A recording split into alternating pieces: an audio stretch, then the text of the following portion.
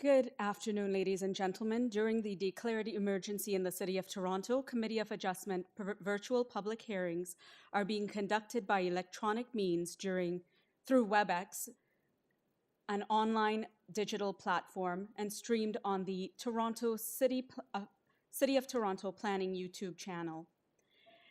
These measures are necessary to comply with physical distancing requirements and a provincial order that limits attendance at public gatherings. This will be a virtual public hearing, and participants who have registered in advance will be able to make their presentations to the committee using WebEx, which is an online event that is being moderated by city staff. Anyone wishing to view the hearing may do so by watching on YouTube. Participants who have registered in advance will be connecting either by their computer, a phone or tablet, or by telephone. All participants will automatically be muted on entry. When your item is called, each participant will be unmuted by the moderator, one person at a time. I ask that you please only use one device at this time, as it does interfere with our audio during the hearing. Only the committee members will be participating by video. Any registered participants will be participating by audio only. Again, we ask that you also mute your devices until you are called on to speak. We acknowledge that the land we are meeting on is the traditional territory of many nations, including the Mississaugas of the Credit, the Anishinaabe, the Chippewa, the Haudenosaunee, and the Wendat peoples, and is now home for many diverse First Nations, including Métis and Inuit peoples. We also acknowledge that Toronto is covered by Treaty 13 with the Mississaugas of the Credit. In accordance with Section 45 and 53 of the Planning Act 1990 as amended, this meeting of the Committee of Adjustments for the City of Toronto is called to order. My name is Nadini Sankar Peralta, and I will be chairing this meeting today. Joining me on this amazing panel are Ms. Nazila Atarodi West, Mr. Giuseppe Bartolo, and Mr. Thomas Klassen. Also present are Committee of Adjustment staff, Mr. Simon Lamb, who is the Deputy Secretary Treasurer today, and joined by Mr. Brendan Clapp, Kelly Reed, Chelsea Kong, as well as other staff who work really tirelessly in front and behind the scenes to make these hearings occur successfully.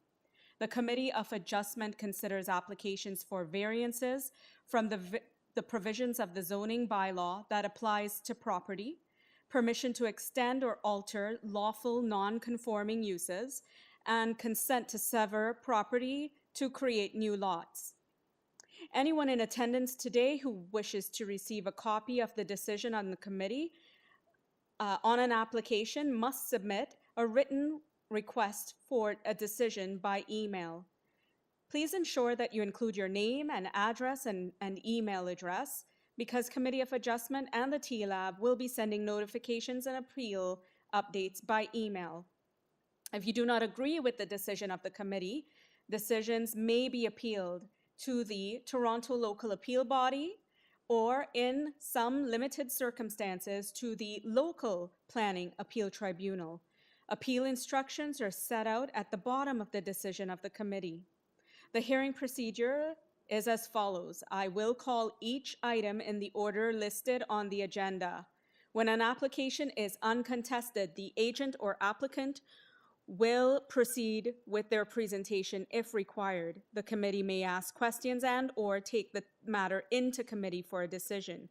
Each speaker, including the applicant or agent, will be given a maximum of 5 minutes to address the committee. I will comment or ask you to summarize your presentation when you're reaching this 5-minute limit. When addressing the committee, please clearly state your name and address. Please remember to confine your remarks to the matters described in the application. The applicant or agent will proceed first and make a presentation to the committee of the application. Please note that the committee may not entertain revisions to proposals at the hearing today. The committee may decide to defer the application if substantially revised to ensure that the revised application is accurate and that all those entitled to notice of the application are informed of those changes. Then individuals in support or opposition of the application will be invited to speak. Committee members may ask questions of each speaker after they have finished their presentation. When all speakers are finished, the applicant or agent has an opportunity to rebut those issues that were raised by the speakers, and this will then mark the end of discussion. The application will then be taken into committee for a decision. At this time, I will ask the panel members, do you have any declarations of interest for this afternoon session? I see no hands going up, and I don't have any conflict of interest as well. In terms of, there are no files I understand to be closed, but there is one deferral request that is coming our way. That's for item number 21. But we will proceed with the agenda. We will proceed with doing item number 43. I'm letting committee members know that this is an item that is a request for refund. So if you can turn to the notes on other business at the very bottom. This is for an application for which the planner's office mistakenly identified the application as a new unit. And instead of an addition, they paid $3,625.15 instead of what they should have paid, which was $1,612.50 to the Committee of Adjustment for the fee. So this applicant is asking for a refund of $2,012.65, and it's within your purview to accept that refund request. The item number 40, well, it's not number 43, but I think it's listed as number 43 on your agenda items. Mr. Boris Kuzmanovic, are you there? Yes, I am. Okay. Mr. Kuzmanovic, if you could state your name and address for our records, please. My name is Boris Kuzmanovic. My address is 399 Gladstone Avenue, M4P284, Toronto. Okay. Is there anything that you'd like to share with committee members just briefly about your refund request before they go into motion? So I think you summarized it well. We were identified to pay the excess amounts of money. We did ask, when I say we, I mean my wife and I, we are the owners of the house. So we did ask for the refund. We started this back in February, and because of COVID and everything, it was postponed, and now we are going back to it. So I have a full correspondence with emails. One of the asks was to ask for the confirmation that this was actually an addition, and we also have this in an email that I can share my screen with to show you that this is an addition, not a new unit. Yes, sir, we do have all of the emails noted on file. I don't know if any committee members have at this time any questions of Mr. Kuzmanovic. If not, we will move into a motion on this refund. Mr. Klassen? Madam Chair, I'd like to move to approve the refund. Okay, we have a motion on the floor from Mr. Klassen to approve this refund. Do I have a seconder for this? Seconded by Mr. Bartolo. All in favor? Okay, Mr. Kuzmanovic, your refund has been approved. Thank you. Thank you. Do I need to stay around for the rest of the session? No, you don't have to. Your item has been completed. Thank you very much. Thank you, Madam Chair and members of the committee. Goodbye. Okay, great. Members, now I'd like to turn you to item number 21. This item, there was a request for a deferral, but we will be able to hear from the applicant here today. This is for number 184 EMERSON Avenue, and this was to construct a third-story addition over the existing dwelling in conjunction with a second-story addition to the rear. The applicant was also proposing other interior and exterior alterations. The applicant's name is Mr. Alex Boros. Mr. Boros, are you there? Yes, I am, Madam Chair. You can hear me? Yes, I can hear you fine. If you can speak, tell us your name and address again for the records. Yes, of course, Madam Chair. Good afternoon, Madam Chair and committee.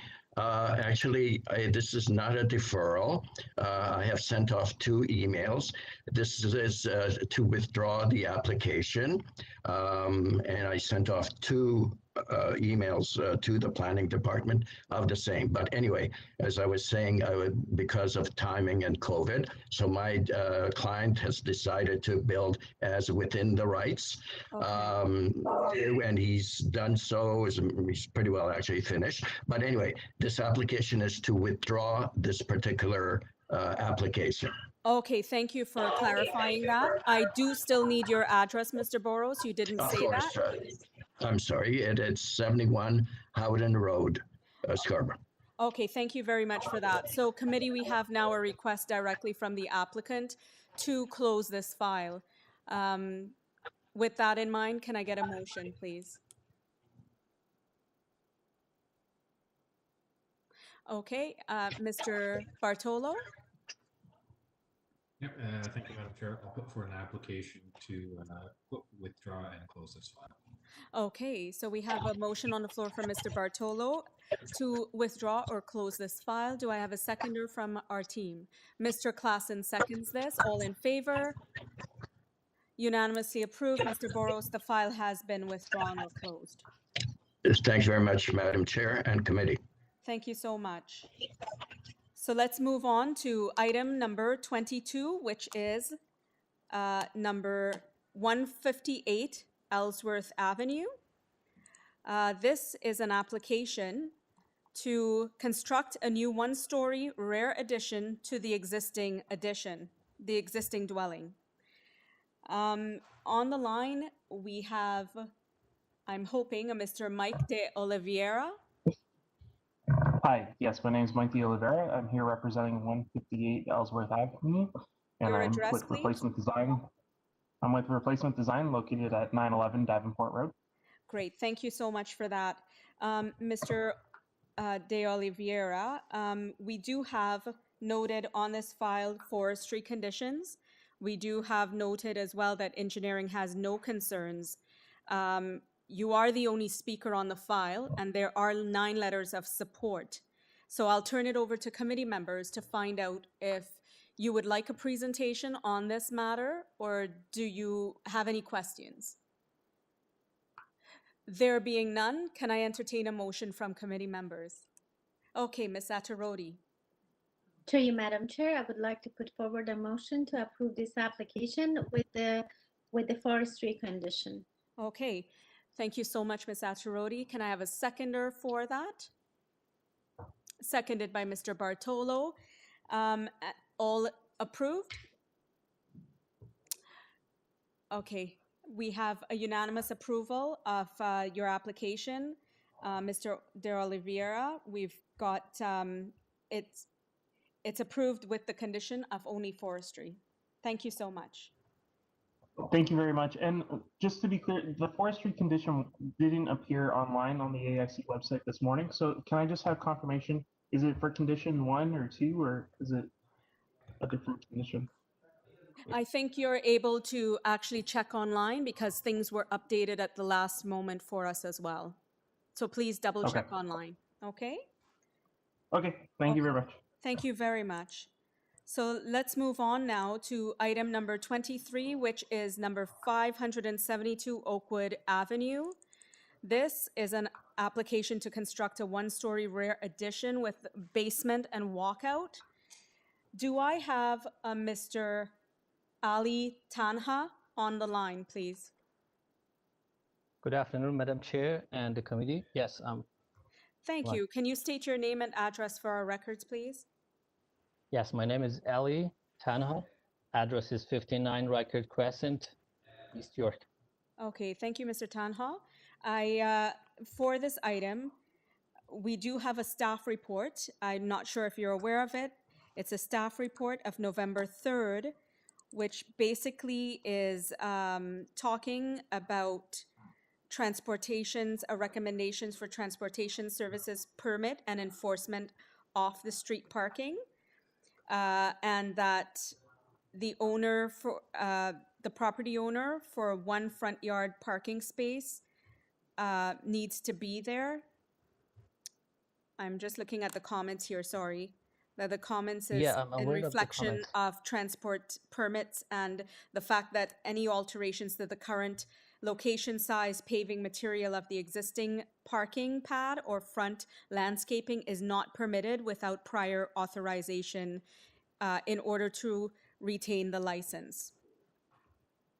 Yes, we don't have any issue with that. Okay, so you don't have an issue with that. There's no transportation comments, there's no forestry, and there's no other speakers to this application. So I'll just turn it over to committee members. Do you have any questions or would you like a presentation? No. Okay, seeing that there's none noted, can I get a motion from committee members on this application? Ms. Attarodi. Through you, Madam Chair, I would like to put forward a motion to approve this application with the staff condition that you read. Okay, thank you. Do you want a date of the report? November 3rd. November 3rd. Great. So we have a motion on the floor from Ms. Attarodi to approve this application subject to the November 3rd staff report and the conditions noted there. Do I have a seconder for this motion? Mr. Klassen seconds it. All in favor? Okay, unanimously approved. Mr. Tanha, your application has been unanimously approved with those conditions. Thank you so much. Thank you, Madam Chair, and the committee members. Okay. Have a good day. You're welcome. You too. Let's move it along then to item number 24, committee members. Item number 24 is 1833 Dufferin Street. And this is an application to construct a two-story rear addition with a secondary suite on the second floor and interior alterations. Do I have an Arben Shapati on the line? Yes, I am. Mr. Shapati, can you state your name and address, please? Yes, my name is Arben Shpati, and Yes. the address is 1287 Strathi Avenue, Mississauga. Okay, thank you very much, Mr. Shapati. Mr. Shapati, did you, there are no conditions to this, this file. Engineering has replied with a report. There are no concerns from engineering. There's just one variance. So what I'd like to do is turn it over to committee members. Do you require a presentation or do you have any questions of Mr. Shapati? None, there being none noted, can I get a motion from our panel? Mr. Bartolo. Thank you, Madam Chair. I will put forward a motion to approve this application as is. Okay, we have a motion from Mr. Bartolo to approve this application without conditions, seconded by Ms. Attarodi. All in favor? Okay, Mr. Shapati, your application has been unanimously approved without conditions.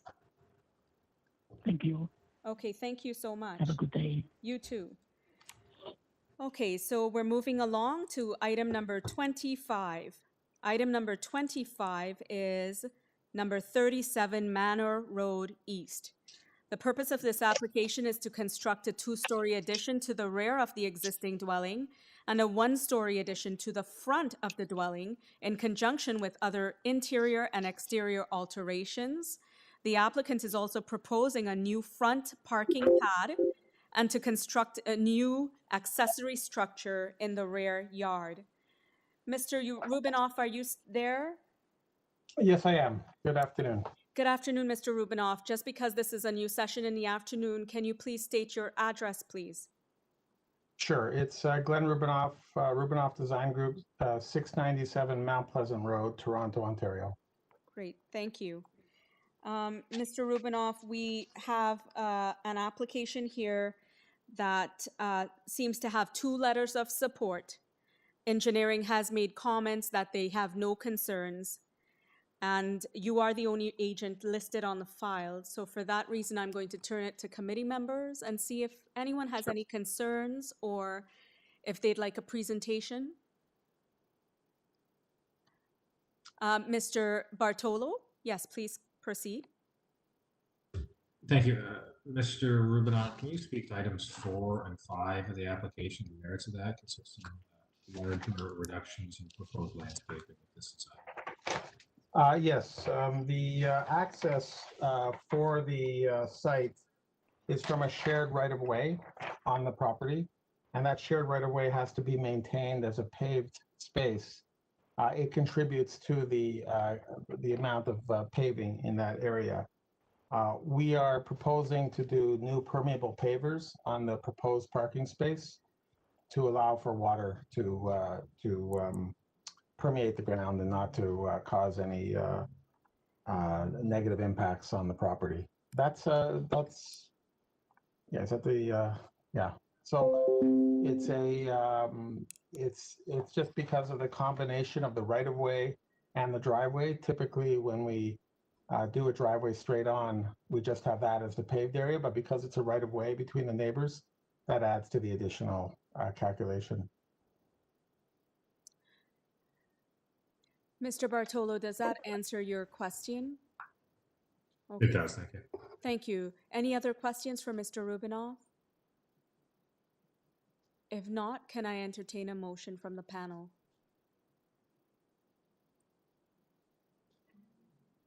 Mr. Klassen? Yes, Madam Chair, I'll move to approve this application. Okay, thank you. We have a motion on the floor from Mr. Klassen to approve this application without condition.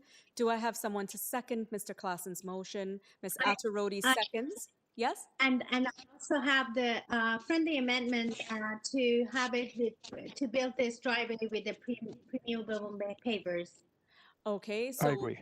as per applicant request. Yes, yes. Mr. Klassen, are you in favor of this amendment?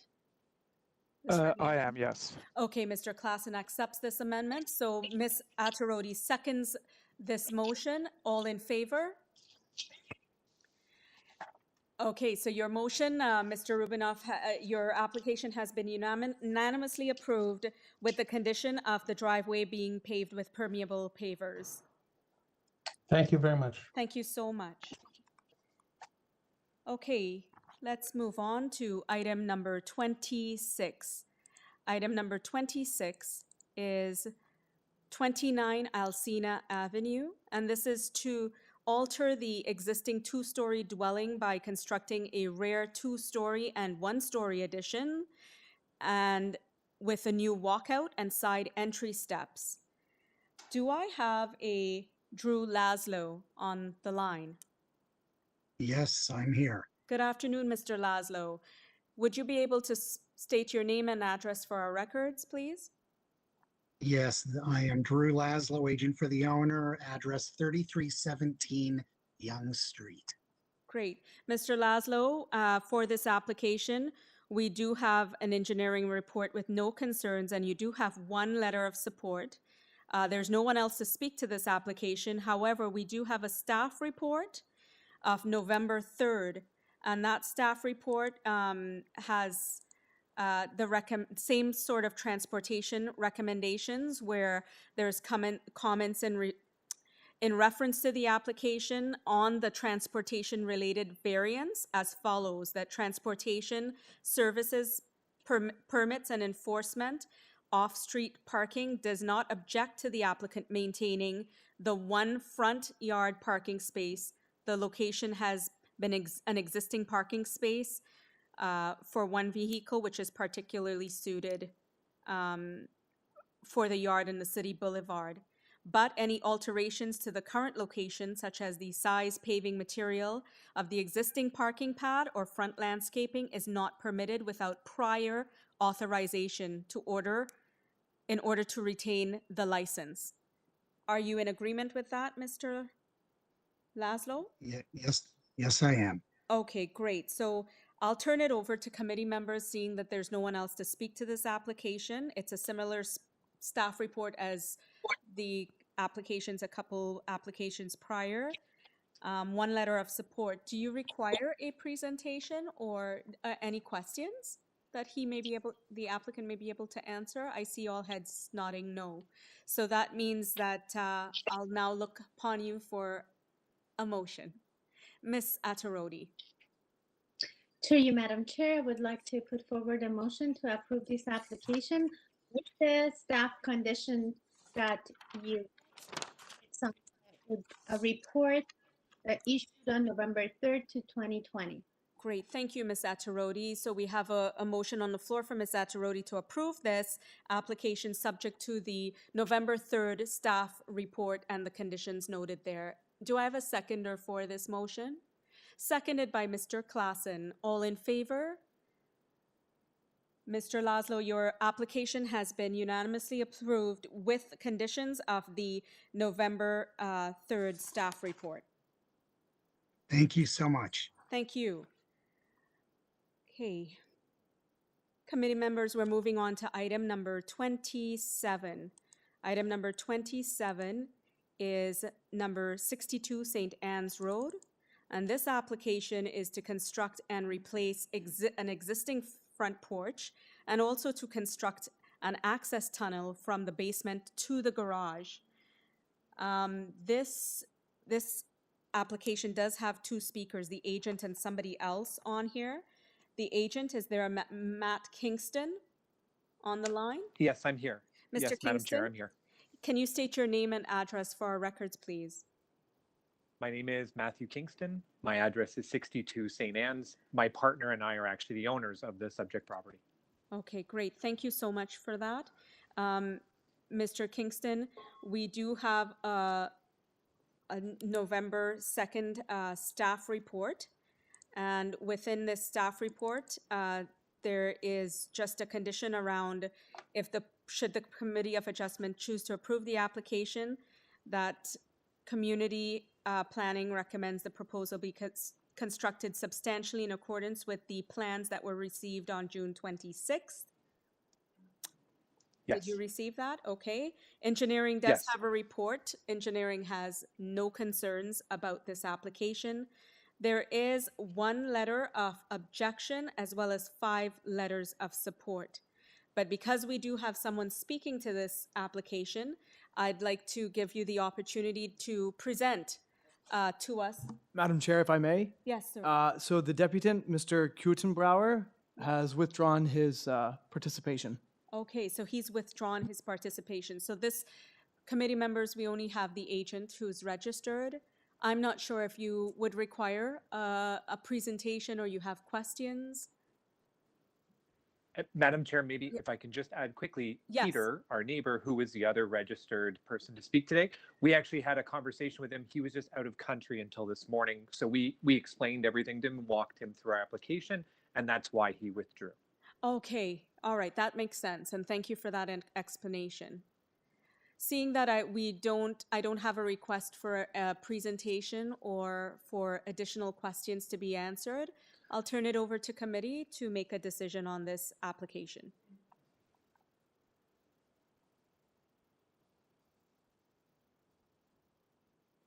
Okay, Ms. Attarodi. To you, Mr. Chair, I would like to put forward a motion to approve this application with, let me double check, with one condition, that the proposal be structured substantially in accordance with the plan received by the Committee of Adjustment on date June 26, 2020. Thank you. We have a motion from Ms. Attarodi that this application be approved and make it subject to the November 2nd staff report as she has outlined. Is there a seconder to this motion? I see that Mr. Klassen had put his hand up first, seconded by Mr. Klassen. All in favor? Okay, thank you. Your application has been unanimously approved, Mr. Kingston, with respect to, subject to the staff report of November 2nd and the conditions of that staff report. Thank you very much. And just on behalf of everybody who has applications in front of you today, thank you for making the effort to make this happen even in these weird times. Yeah, thank you very much for that. It is indeed weird times, and we are indeed getting through all of this together. And it's no doubt thanks to the great planning team that we've got here and our amazing committee members. Thank you. So let's move on then to application number 28. This is number 786 Gladstone Avenue. This is an application, committee members, to construct a new full third floor addition and convert the existing detached single-family dwelling to a detached house containing one secondary suite. Do I have a Gabriella Forte? I'm not sure if that might have, no, sorry, I'm sorry. This is for Andriy Golovnia. Andriy Yes. Golovnia, are you there? Yes, Madam Chair. Good afternoon, and committee members of committee. Okay, if you could state your name and address for our records, please. My name is Andriy Golovnia, and the address is 786 Gladstone Avenue. Okay, great. Thank you so much. Mr. Golovnia, it seems to me that we've got an application here. You are the only agent to speak, the only person speaking to this application. Engineering has written in and they say they have no concerns with the application. There is a November 5th staff report that is noted. I'm not sure if you've had the chance to look at that, but the November 5th staff report suggests or has some recommendations that the committee refuse the requested variance for the roof eaves, which is variance number 1. Is that something you were considering? Were you planning to make changes to your application? Yes, yeah, we agree with this comment. The only thing, we would like you to ask, to have eaves for 18 centimeters, not for 32. So in that case, you're not gonna go beyond of the lot line of neighbor property.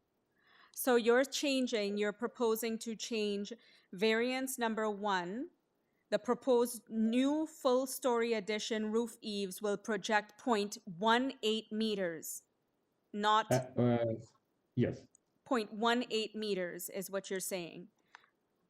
Correct. In that case, we will be able to make aesthetically pleasant this house, because if you're gonna cut completely, in that case, it's gonna be unsymmetric and unbalanced, from aesthetic point. Okay, and the other projection of the 0.14 meters beyond the north side remains the same? No, so in that case, we're not gonna have this projection 0. So it's going to be 0.1. So it's going to be projecting 0 meters, right? So what you're really saying is that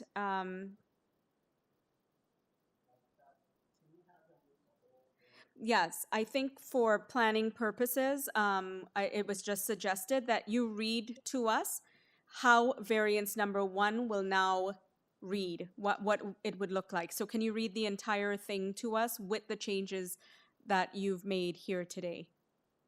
Sure. The proposed new fully third-story addition roof eaves projection 0.18 meters and will project 0 meter beyond the north side lot line onto the adjacent property, which is not permitted.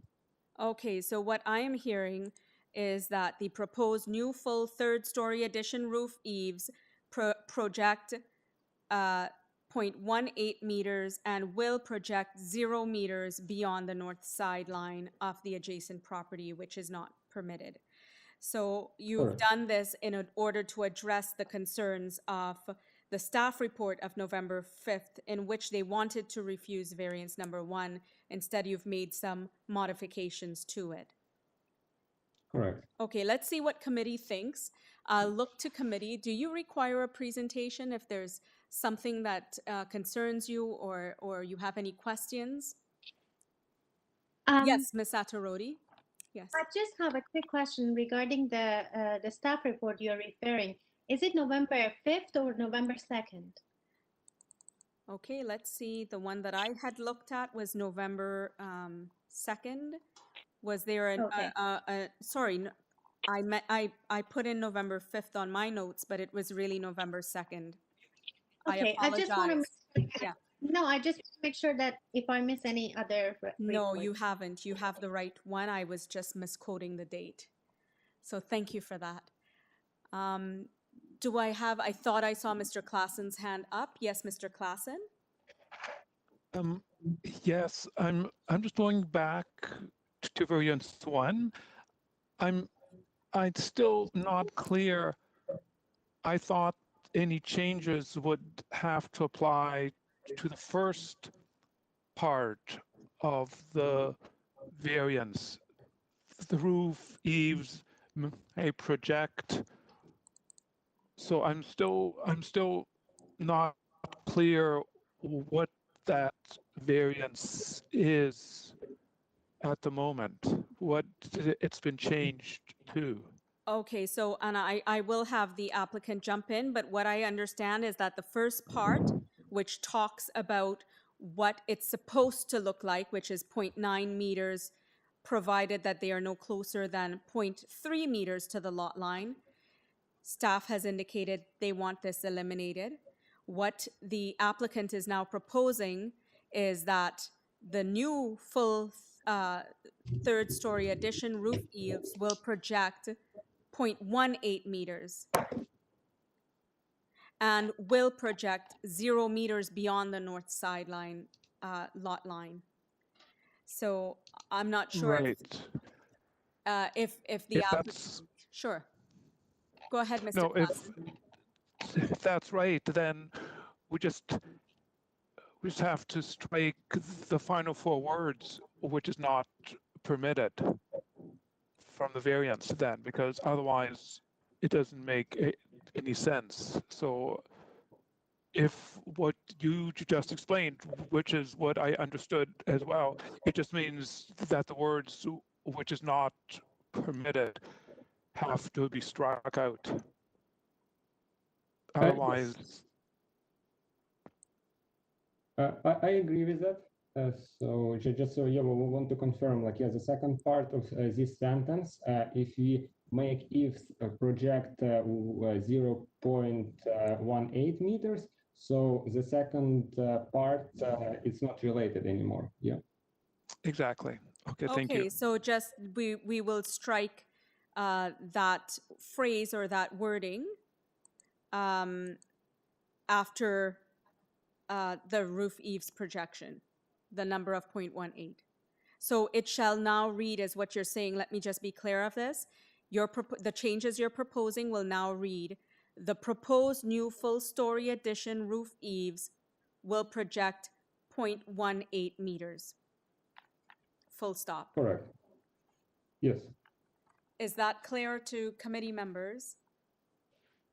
Okay, and I'm just going to ask, just to be sure everyone's clear, do you require a presentation? Do you have another question? If not, that's the only change that is being made here today. It does not address what the staff report says, but he has indeed made some changes to that, and it would be up to you to make that decision if that's acceptable or not. There's no engineering concerns. He is the only one noted on the file to speak to this matter. So with that in mind, can I get a decision from committee members?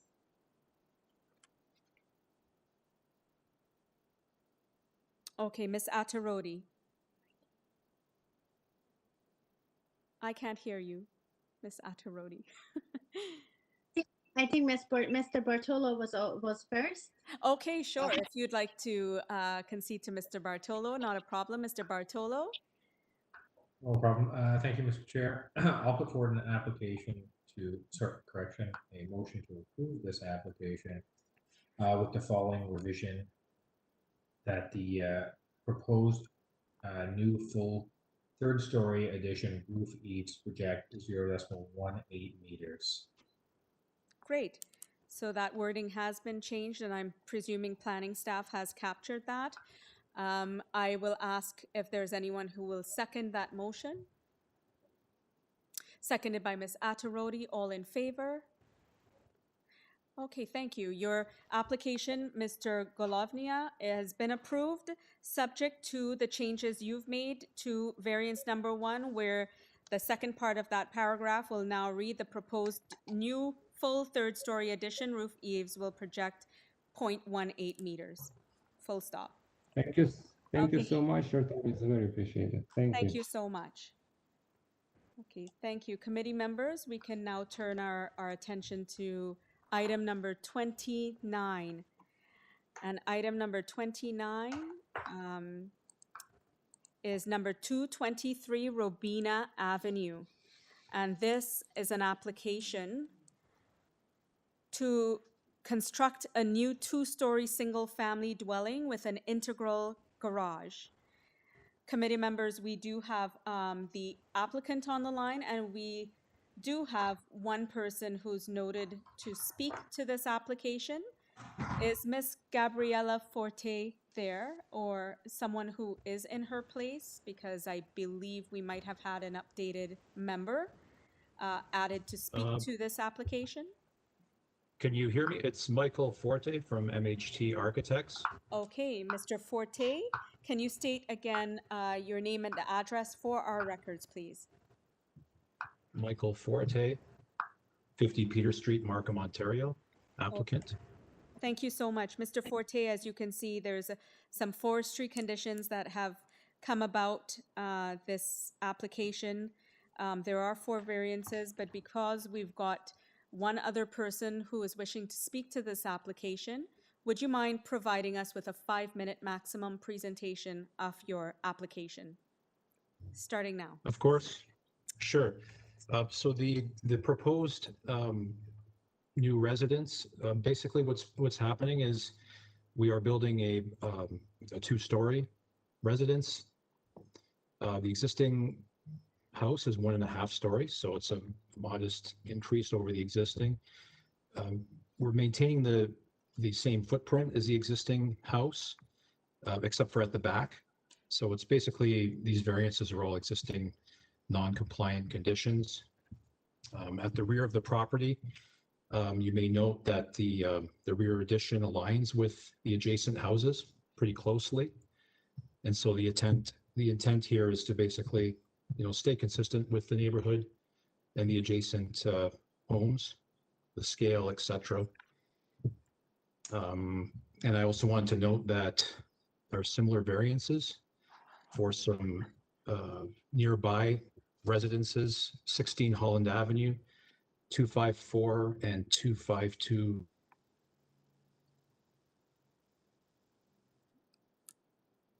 That's basically all I had to say. If there's any questions, be happy to answer them. Okay, thank you. Committee members, do you have any questions of Mr. Forte? There being none, how about we move on to the only speaker registered on the file, Mr. Ben Teague, or Teague? Mr. Teague? Good afternoon, everyone. Yeah, my name is Ben Teague, and I'm a resident from 136 Cedric Avenue. Okay, thank you for that. Mr. Teague, you've got 5 minutes to state your concerns on this application. Yeah, I just had a few concerns. In the application that I've seen so far, I didn't see anything that tells me the height of the building. And my concern was just daylight being blocked if the building is of certain height. So could I get clarification on the height of the building? Okay, is that your only concern, Mr. Teague? No, I have a couple of others as well. Perhaps if you can tell us all of the other concerns, and we'll invite the agent back to address all of your questions and concerns. Okay, yeah, so question 1 was height of building. The second point was, what's the timeline for when this would begin in terms of construction, and what's the approximate time that it would be complete? And then the third point was just about ground level and water runoff, how that's going to be managed, if it's going to be sloping towards my property or whether it's going to be going towards Robina Avenue. I'm just worried about the possible water floodage. And then the last point was, is it possible to get any communications in terms of when major construction is happening, whether it's demolition or if anything noisy is going to be done, getting a specific time and dates of when that's going to be, so I can plan around that. And that was all my points. Okay, thank you, Mr. Teague. Some of the points that you have raised are not really the forum for this committee to address. We would probably consider things like the height and any of variances that you have concerns with, but drainage would not be something that we would be able to address here, as well as things like the noise and starting up the project, etc. But I will invite the speaker, Mr. Forte, to come back, and you have 5 minutes to rebut and address the questions that were raised by Mr. Teague. Okay. As far as the height goes, on the drawings, I don't know if he has seen a copy of the proposed drawings or not, but there is a height labeled on the drawings. I'm reading 165.75 meters, and that's an elevation height, like a geodetic elevation. So the base at grade, average grade, is noted as 158.5, and the top of roof 165.75. So it looks like it's approximately, I'm going to say about 8 meters.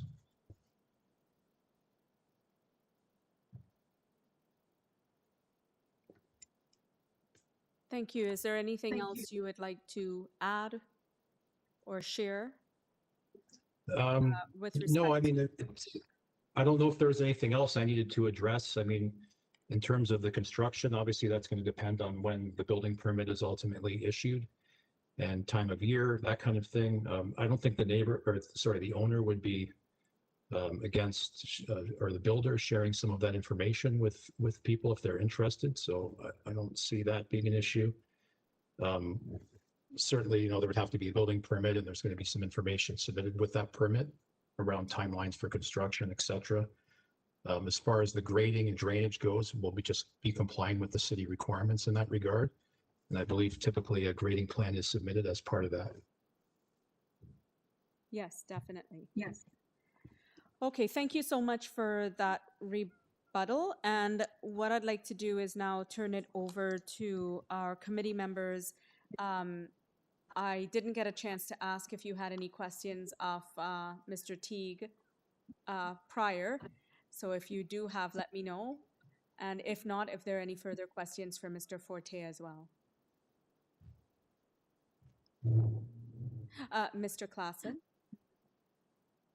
Yes, the staff report that does indicate a refusal of variance 1. So I wonder if we could have a comment on that.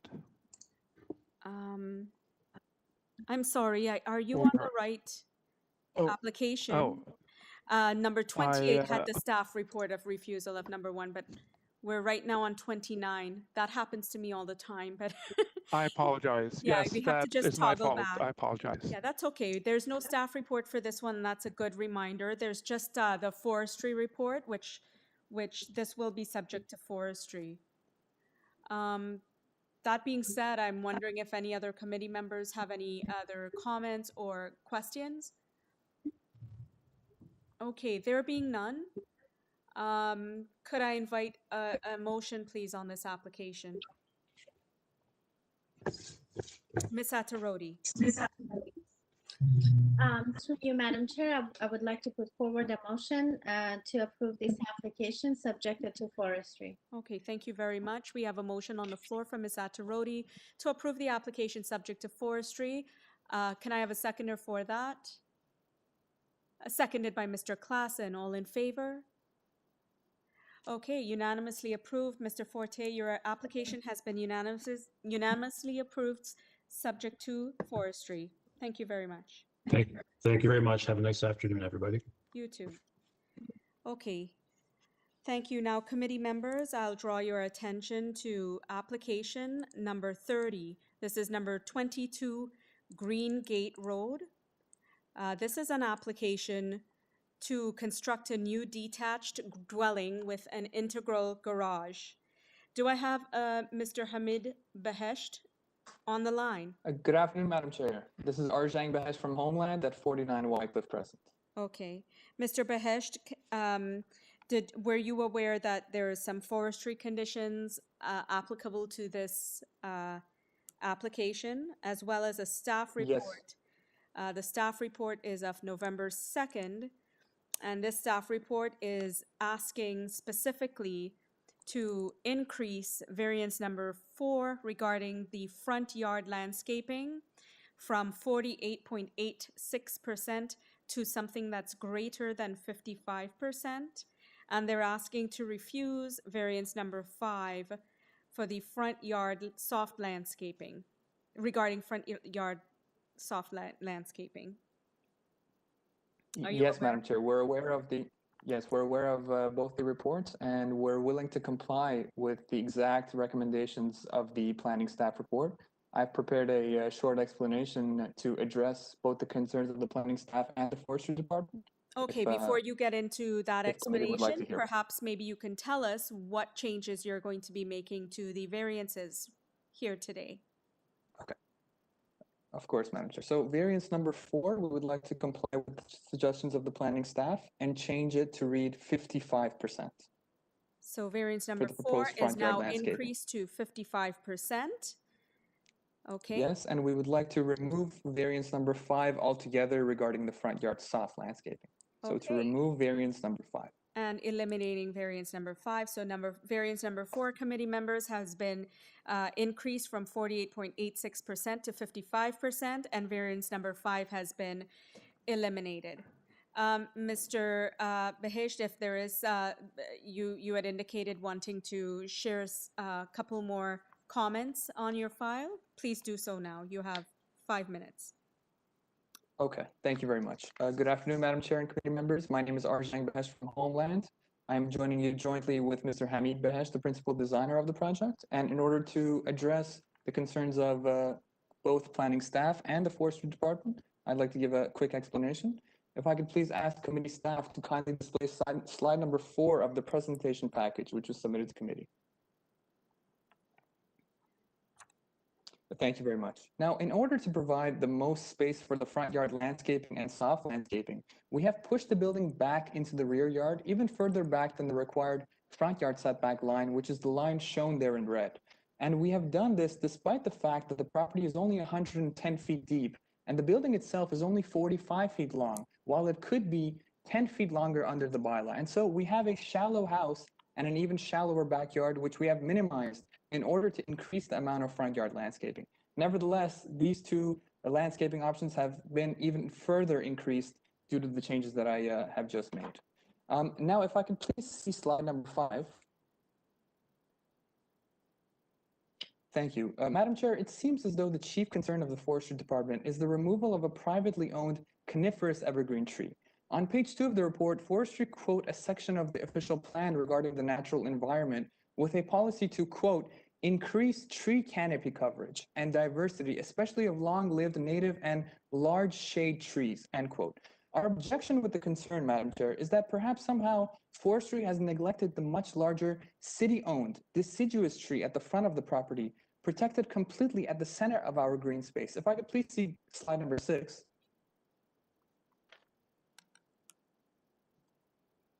Thank you very much. Here we can see the deciduous tree at the city property, which is larger, taller, healthier, and relating directly to the official plan, has a much larger tree canopy and prevailing coverage of tree shade than the coniferous tree behind it. Perhaps most importantly, this deciduous tree is located on city property and very close to the street. Along with other native tree species planted along the street, the tree is part of a cascade of tree canopies which line the streetscape of not only this street, but the entire neighborhood. These city trees with large overhang canopies, we believe, are a major factor of aesthetic appeal and beauty for any street. Now, if I could please go back to slide number 5.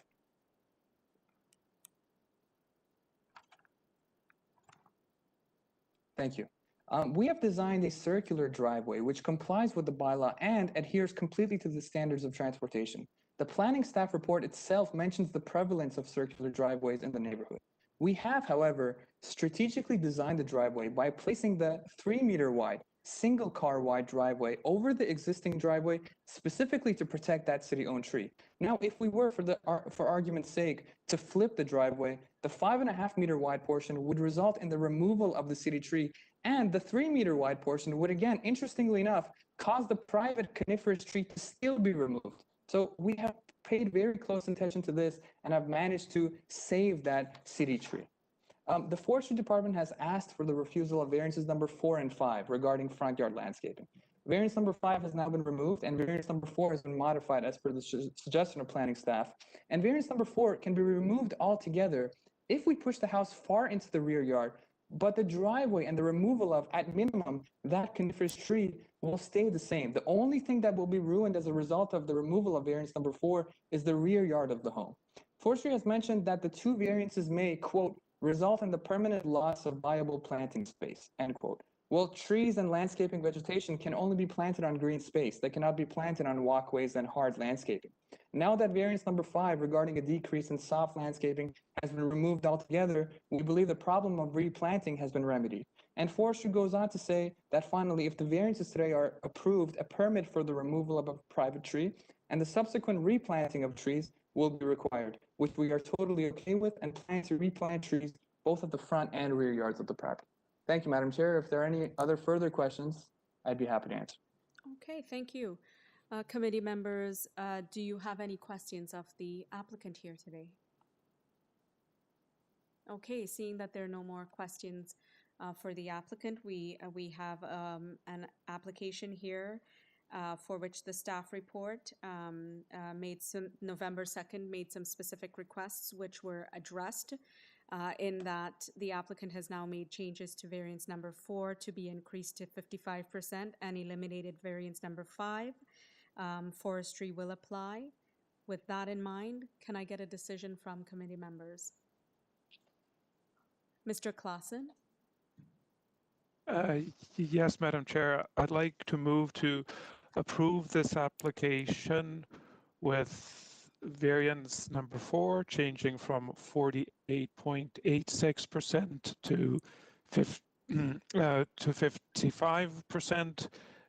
Variance number 5 being removed, and the approval also subject to urban forestry. Thank you, Mr. Claassen. We have a motion from Mr. Claassen on the floor to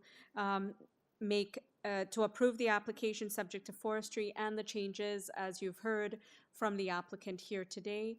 Do I have a seconder for that motion? Seconded by Mr. Bartolo. All in favor? Okay, Mr. Behisht, your application has been unanimously approved, subject to forestry and subject to the changes you made here today. I don't think I need to repeat them because we've repeated them a few times, but thank you very much for your time. Thank you, Madam Chair, and thank you, committee members. Great. Thank you, committee members. We can turn our attention to application number 31.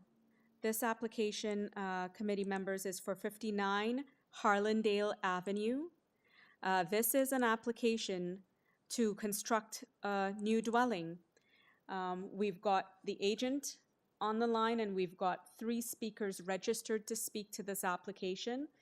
First, let me speak with the agent, Mr. Jagdeep Barmi. Are you there? Yes, ma'am, Madam Chair. Okay, Mr. Jagdeep Barmi, can you state your name and address for the record, please? Yes. My name is Jay Barmi.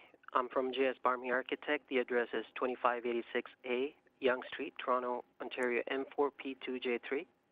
Okay, thank you so much. Mr. Barmi, did you realize that there is a staff report? Have you been able to read it? And that is a staff report. Yes, Madam Chair, I have. Yeah, it's a staff report from November 3rd, and it's basically saying that the applicant has indicated to staff that a change has been made to the requested variances. Should the applicant fail to make the change, staff would recommend the following variance be refused, variance number 1, with respect to the variance height, the building height. Yes, we're not seeking variance 1, so we'd like it to be removed. Okay, so we'll get to that in a second. There are 2 letters of objection along with 3 speakers who would like to talk to this application after you. It seems that forestry does apply, so we will need a presentation from you, and let's begin now. Can you tell us the changes you would like to make to the application here today? Yes, we've had 2 letters of objection from neighbors across the street, but my client reached out to them after seeing the objection letter, and they both have agreed that the proposal is acceptable. We also submitted a support letter from one of the neighbors yesterday morning after the deadline, and I think it's on record. Okay. The other neighbor was under the impression that it was a developer who was coming in and proposing a new build instead of my client who's been living there for the last 14 years. Okay, thank you. You were also making changes to variance number 1? Yes, so it would actually be removed. Okay, are there any So we're other just seeking variances to 2, 3, and 4. Do you have any other comments or a presentation you'd like to make to the committee about the rest of the variances? Variance 2, we're seeking a front yard setback of 6.81 under the new bylaw, whereas the front yard setback of 11.45 is required based on the average of adjacent neighbors. So most of the houses in the neighborhood, they all have a front yard setback of 6.5, but the neighbor on the east is 16.55, which is actually inconsistent with most properties in the Willowdale area. The variances 3 and 4, they relate to side yard setback. Most newer houses in the neighborhood have main and second floor above the garage, which is the new style that most people have in Willowdale. Therefore, the footprint of their main floor is much larger. Comparatively, a portion of our main floor is taken away by the garage, so the house is a little bit wider. So we're seeking the relief from the setbacks on the sides. Also, it should be noted that the width of the house at the rear, it jogs back 0.8 meters on the east. So the requested relief is only for the front 8 meters of the house. And then the setback increases actually to 2.34. And also on the west side, the side yard tapers from 1.59 meters to 1.65. So the house fits within the context and the site. It does not impact the neighbors negatively, and it's consistent with the criteria laid out in the official plan. Okay. So No, go I ahead. just wanted to, last line, that all variances requested, in my professional opinion, they're minor in nature and in line with the past approvals in the neighborhood. Thank you. Thank you, Mr. Barmy. I just wanted to draw to the attention of committee members that Mr. Barmy has said that he had indeed reached out to the 2 neighbors who wrote the letters of objection. I don't know if they're representative of the folks that will, the 3 other members that are logged in to speak to this application. But we did end up receiving a letter of support that he did submit this morning, and staff, planning staff, I believe has that on record to show you right now as proof that there was a letter of support coming in. Okay. All right. Thank you for that. Now, are there any questions from our panel members for Mr. Barmy before we move on to the 3 other speakers? Yes, Ms. Attarodi. Hi, sorry. I just would like to ask that for which variance, for which side yard setback, he mentioned that it's only for the first 8 meter of the dwelling. It's 8.13. It's the east side yard setback. If you can see the site plan, the building jogs back. So the width of the house in the front is 39 foot 8 inches, but at the back it's actually 37. Okay. And then you also mentioned for the west side yard setback, you also have a point. Could you please repeat that? Yes, it starts out at 1.59 and it tapers down to 1.65. Okay, thank you. Thank you. So what we'll do is I'll turn it over to the speakers noted, and let's start with Mr. Jeff Wood. Is Mr. Jeff Wood there?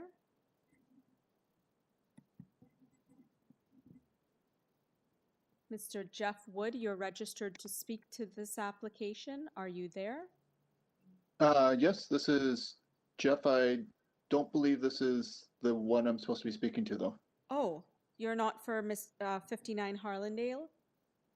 Nope, 2 Martin Road, number 39. Oh, number 39. Okay.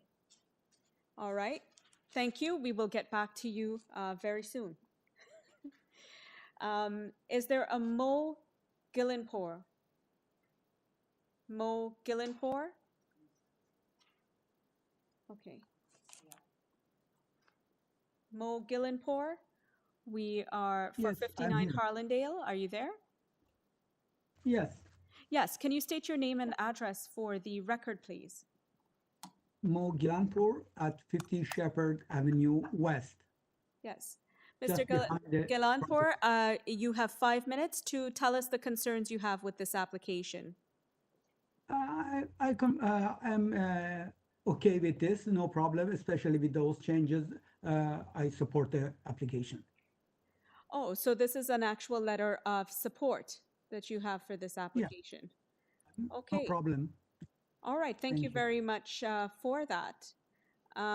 So we've got one more speaker that is noted here, and that is a I'm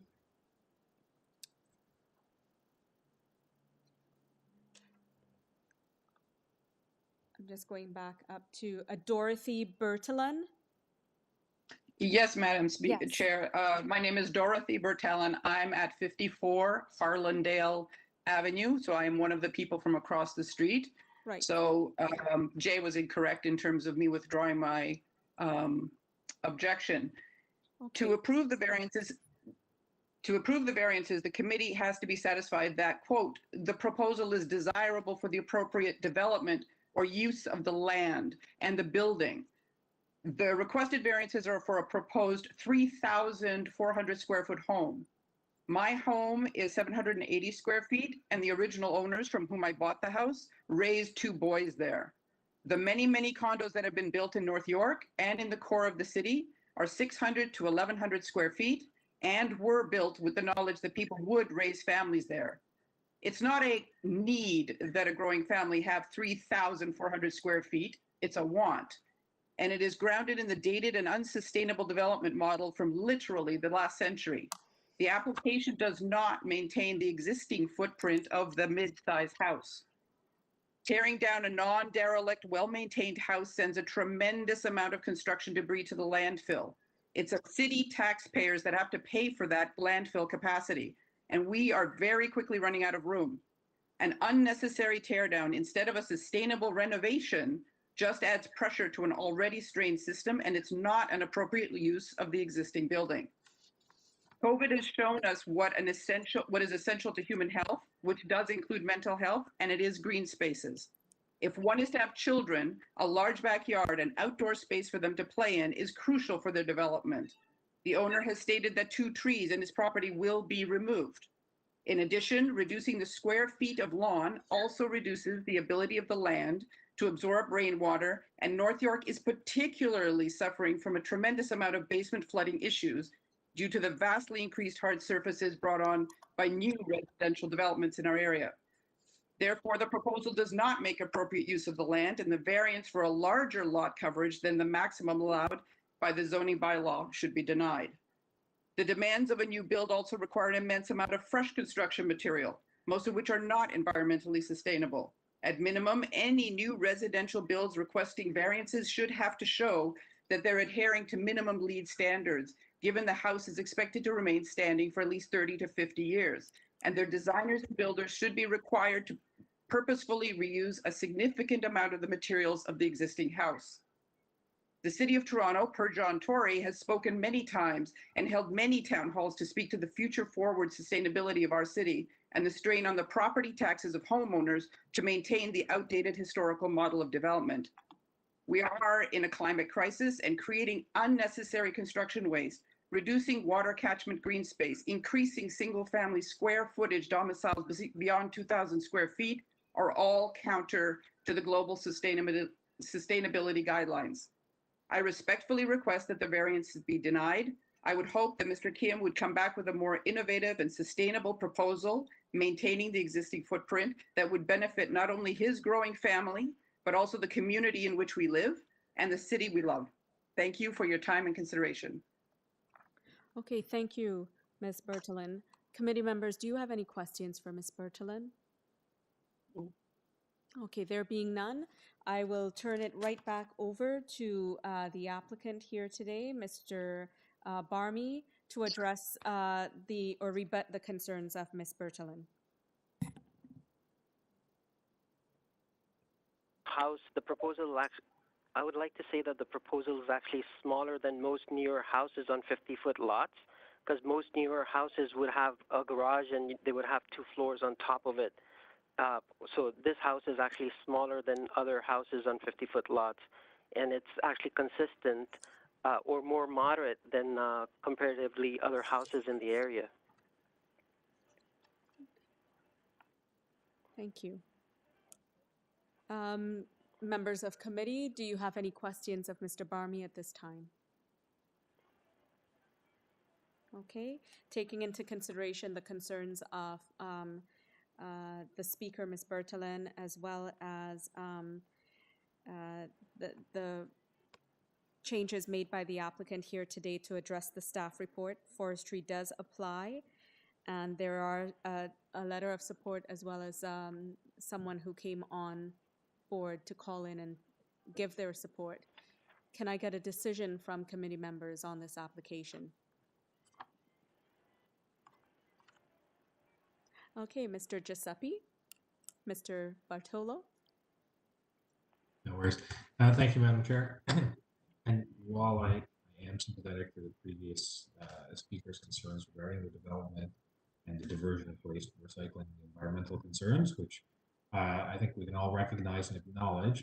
Unfortunately, we can only rule on the planning matters that are before us here. And based on those, I do see this application as being minor.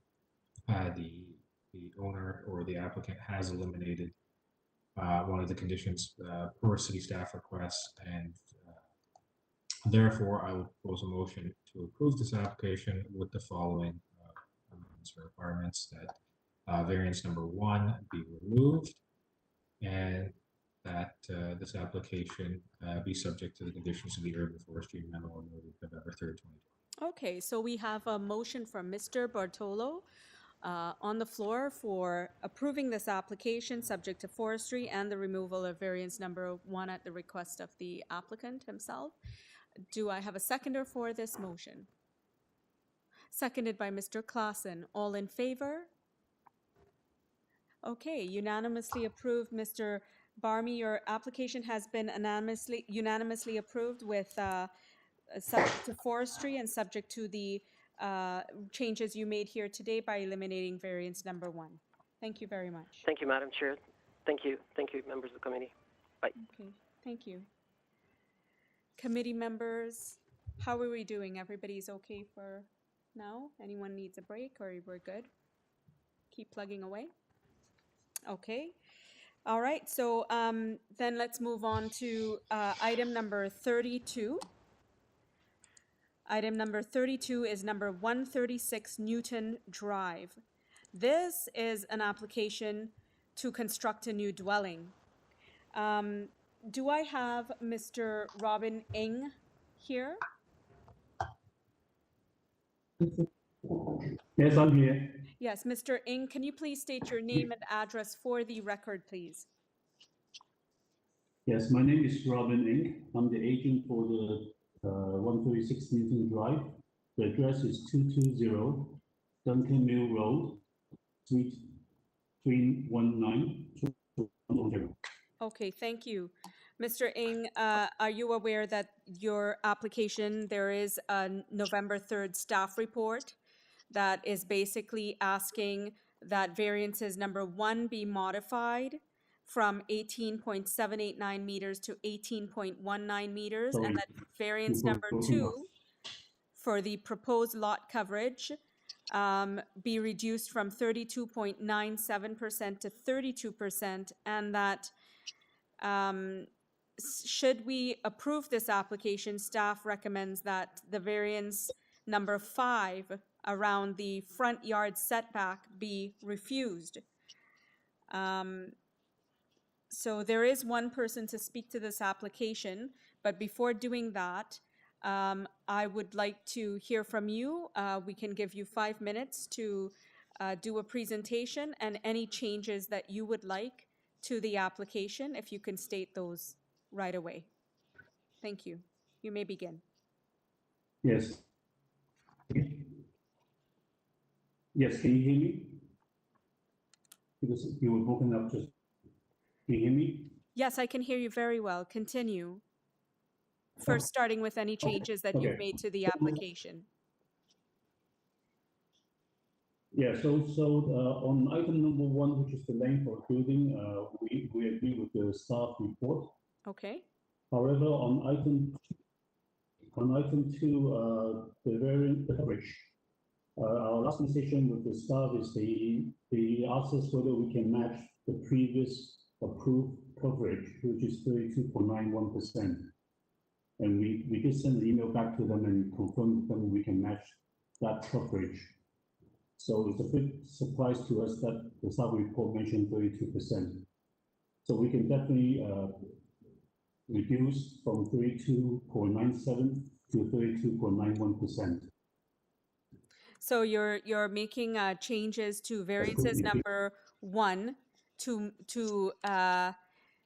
reduce the length from 18.789 meters to 18.19 meters, and also variance number 2, you're going to reduce to 32.91%.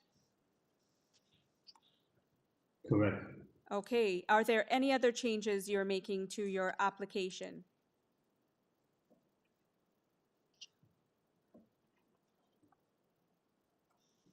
Yeah, I just a comment on the last comment of the conversation we had for this session with the planning staff. However, if you look at the existing building, the survey drawing A002,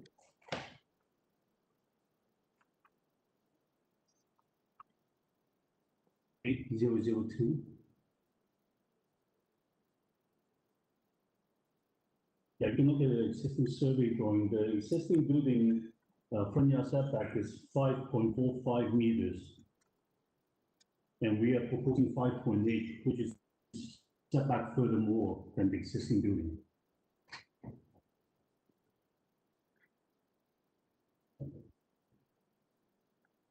So we would like to request, to be considered.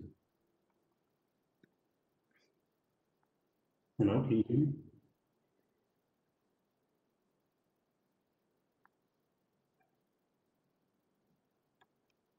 Sorry, has he?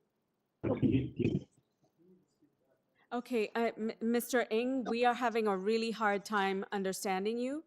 Can you please speak up? You have a couple minutes remaining for your presentation. If you can speak up and explain to us even further. I mean, we've heard the 2 changes that you've made on the variances and some explanations, but we're having a hard time hearing you. Please continue.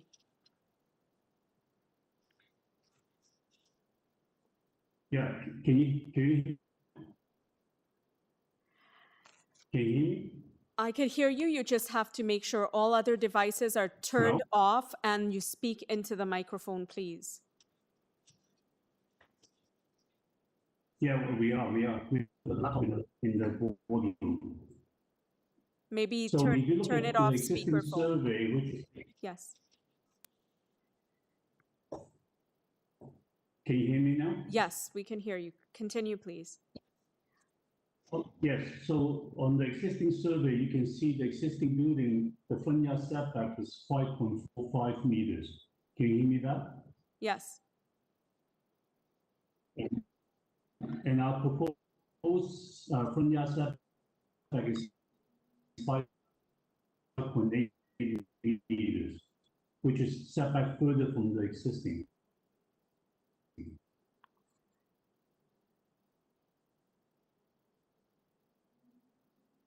Hello, can you hear me? Yes, please continue. You only have 50 seconds remaining.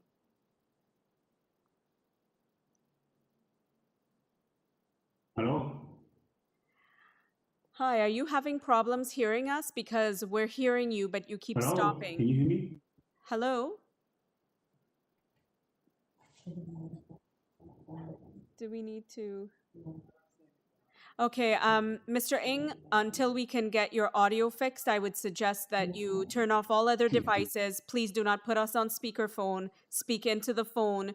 We will stand this item down and move on to the next while we give you some moments to deal with your audio issues. Okay, thank you. Committee members, we'll stand this item down and we will move on to 5.45. we will move on to item number 32 for now. Okay. Sorry, 33. 33, sorry. And item number Madam Chair. Yes, item number 33 is 33 Elmwood Boulevard. And this is an application to construct a new dwelling. Do I have Mr. Sanazi Nouri on the line?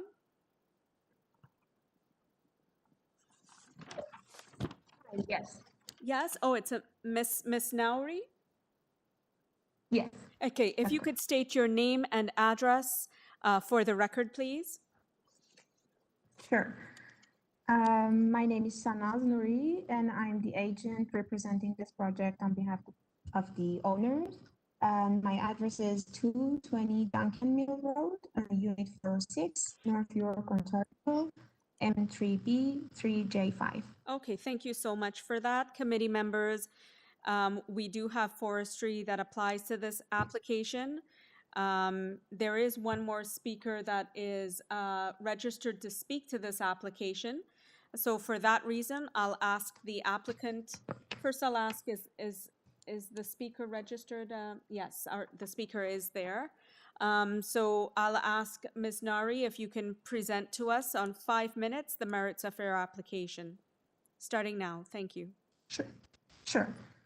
The application is to construct a new 2-story single-family dwelling with an integral garage. It's a very straightforward proposal with 4 variances. The planning staff is in support of the application. However, there were consultations with the neighbors, so we are making the following changes to the application.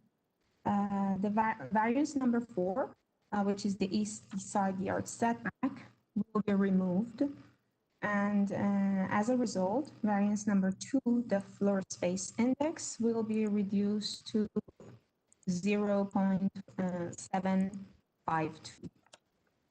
0.752 times? Yes. Okay, so far you've, just for the record, for our committee members' knowledge, you are removing variance number 4, and you are also reducing variance number 2 as a result of that to 0.752 times the area of the lot. Yes. Are there any correct. other changes to the variances? No, and the updated plans had been sent to the staff. Okay, thank you. Do you want to continue with any presentation on the rest of the variances? Yes, if I may. Okay, go ahead. Yeah, so if you could please show the supporting material from October 29th in the AIC, page 1.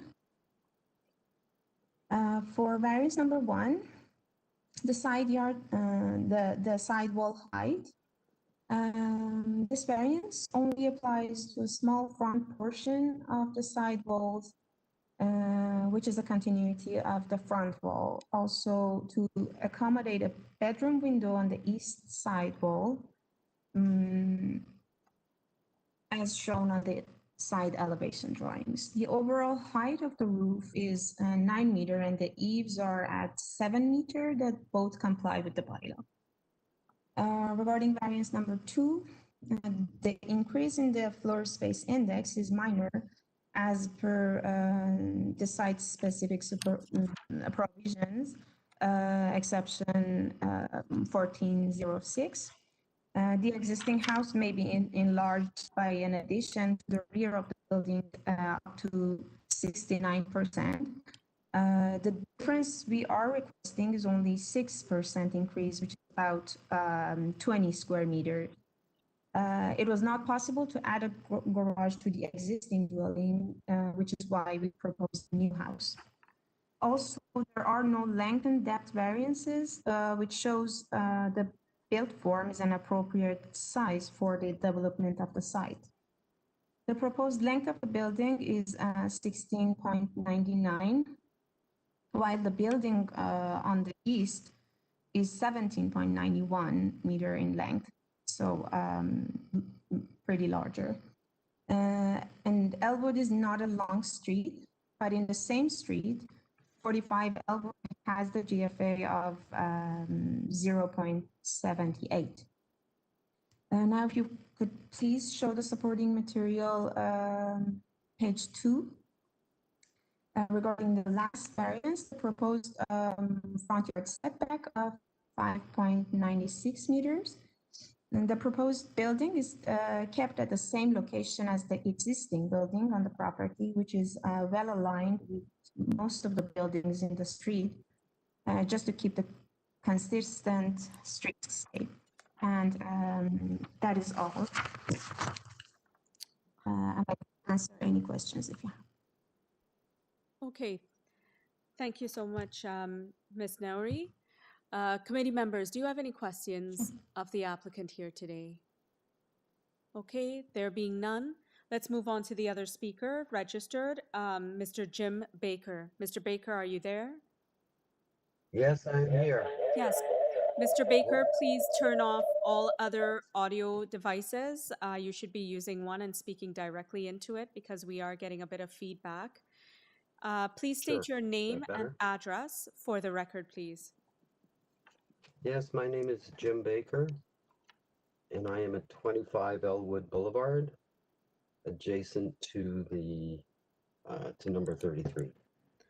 Okay, Mr. Baker, you have 5 minutes starting now to express your concerns on this application. Thank you very much. And as you know, there have been 11 letters of objection on this proposal. I trust all the members of the committee have had the opportunity to review mine as well as the other 10 objections. There's numerous concerns. The FSI proposed, and as I just heard, has been lowered to 0.752, is still just too far large. It's just too large for Elmwood Boulevard, and for that matter, the surrounding streets, and should not be approved. I listed my objection, the FSI for the 50, or in my, sorry, I listed in my objection, the FSI for the 15 homes on the street, the largest of which is 0.65, not as I see something. not as the applicant has just stated, and the average is 0.49. It's more than 75% of what is permitted, more than 50% larger than the average, and is almost 17% greater than the largest on the street. This by far would be the largest FSI on Elmwood and not on the largest lot. The exception notice or mentioned 1406, I would like to point out, I believe does not apply, as it only applies to additions, not to new builds, and all finished floor levels within the addition are no higher than the uppermost floor level in the existing building. So that to me just doesn't apply. As far as the sidewall height of 8.1, where 7 meters is permitted, makes it 16% taller than allowed and should not be permitted. Added height also seems to make the overall height of the building much larger. And I also want to point out that the drawings that were submitted are not quite correct. My house, number 25, is a bungalow, and number 35 is a 2-story, just for what that makes a difference. The prevailing character of houses on the street is significantly lower. This height would be exaggerated by the fact it is the crest of a pretty steep hill, and the extra height would add to even more shading on surrounding homes. It would be an unwanted beacon on Elmwood Boulevard. I must say I'm pleased that they've withdrawn the side yard or the side lot setback, but also going back to the height, one of the justifications is for the sidewall window, which unless is 1.2 meters from the property line, glazing is not permitted according to the Ontario Building Code. So there's a real safety issue going on here. In my opinion, these variances do not meet the 4 tests of the committee adjustment. Are the variances requested minor? No, the proposed building is too big, as indicated by the FSI, and height variation requested. And I also, as you know, in my submission, had some renders done so you can get a real visual of the intrusion that such a large building would have. Is it desirable for the appropriate development or use of the land and or building? As a result of its large FSI and proposed building, it does not fit the character of the streetscape. Again, these drawings are there for you. Is the general intent and purpose of the city's zoning bylaw maintained? The proposed building is a flat roof structure. Observing the height requirement is intended to ensure the building relates to the modulation of house forms. The proposed FSI, greater than any other house on the street, results in the massing of the house conflicting with the character of the street and the immediately adjacent houses. Is the general intent and purpose of the official plan maintained? The proposed building does not fit. It does not respect and reinforce the general physical patterns of the immediate area. Okay, Mr. Baker, I'll ask you to summarize, please. You're over time. Thank you. Okay, thank you. Committee members, do you have any questions of Mr. Baker? Okay. Just to share with you, there were the letters of support, objection that he did explain at the beginning of his presentation, and I believe that our planning staff did put up his letter specifically of objection. So with that, and if there's no questions of Mr. Baker, then I will ask Ms. Nowry to come back onto the phone, and you have 5 minutes to rebut Mr. Baker's concerns. Okay, so the owners have consulted with the neighbors in 5 sessions, even before the hearing notices being made out. And we made the modification to address their concerns, actually. And the owners have agreed to remove the side yard setback and install opaque screens for the rear balcony. And most of the neighbors, they were actually satisfied for the changes and did not register to speak. And as I explained, the overall height and eaves both comply with the bylaw. So the variance of the sidewall has no adverse effect on the neighboring properties. Regarding the GFA, it's important not to compare the floor area of a 2-story dwelling with a 1 or 1.5-story dwellings as presented by the neighbor at 25 Elwood.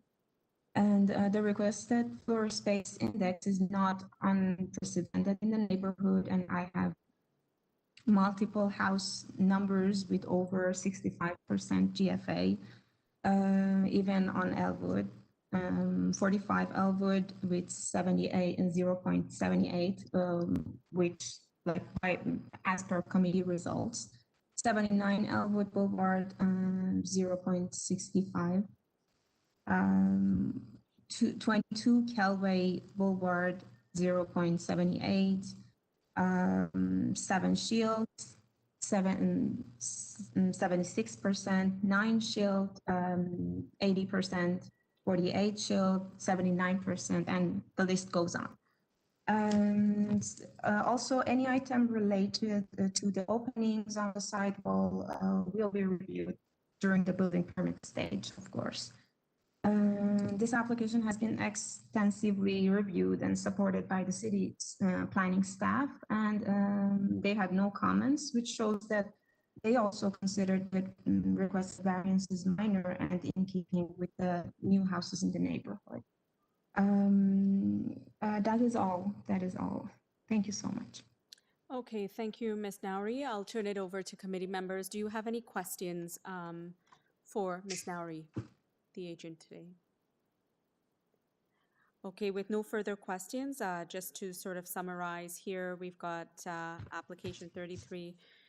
Forestry does apply. There's around 11 letters of objection. You've heard the testimony and the rebuttal from the agent to that one objection. Can I get a motion from members of the committee? Ms. Attarodi? So, through you, Madam Chair, I listened to the applicant and I listened to neighbors, and I also, with the two modifications that the applicant does at the floor, I think it's now, it looks minor. I want to put forward to a motion to approve this application with the following changes. At variance number 2, the proposed floor space index is now 0.52 times of the area of lot, and the variance number 4 have been eliminated, and also the forestry. Okay, thank you, Ms. Tarodi. We have a motion on the floor for the changes as was requested by the applicant, as was suggested by the applicant here today. And it's subject to forestry, do I have a seconder for that motion? Seconded by Mr. Bartolo. All in favor? Okay, all opposed? Mr. Klassen is dissenting. Madam Nowry, your application has been approved with those changes as was suggested here from our committee member, and subject to forestry as well. Thank you, Madam Chair, members of the committee. Thank you so much. Madam Chair, I wonder if this would be a good time for a little break? Yeah, absolutely. A little recess? Good suggestion. How many minutes do we need? 10 minutes? Great, great stuff. So we'll take a 10-minute break and we'll be back here by 3:21 p.m. I think, well, that's my time here, but 10 minutes from now. Okay?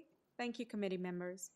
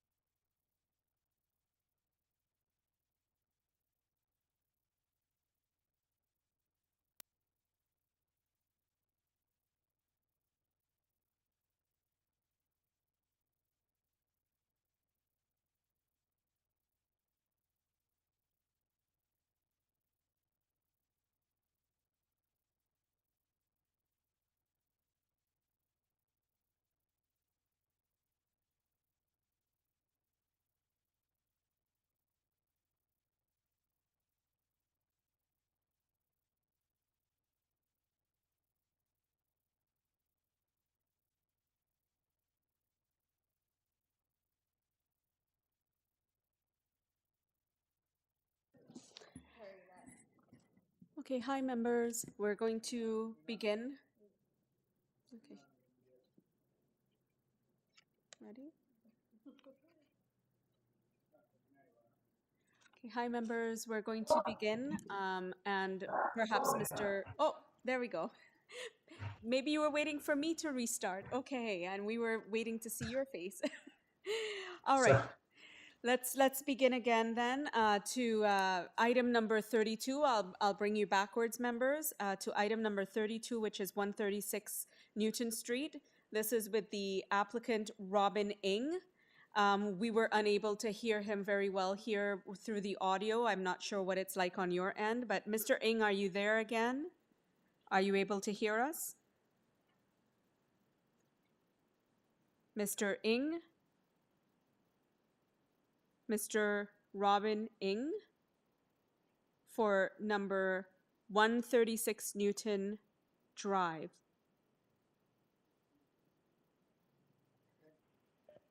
Okay, I'll try again. Mr. Robin Ng, are you there? Yes, can you hear me? I'm speaking from the phone. Okay, that sounds way better. That sounds a lot better. Thank you so much. So, Mr. Sorry Ng, about that. that's okay. We'll go right back to where we started. You had a couple minutes left of your presentation. Within this presentation, I believe you had made some specific changes to the application itself. In that variance number 1, you reduced to 18.19 meters, and variance number 2, you reduced to 32.91%, which is different than the staff report of November 3rd had requested. But you were in the process of providing an explanation for the rest of the applications and wanted to also hear if you will be eliminating variance number 5. Yes, so just go back to variance number 2. As I mentioned, we will be reducing from 32.97 to 32.91, which would be in line to the previous approval back in September 8th, 2016. Right.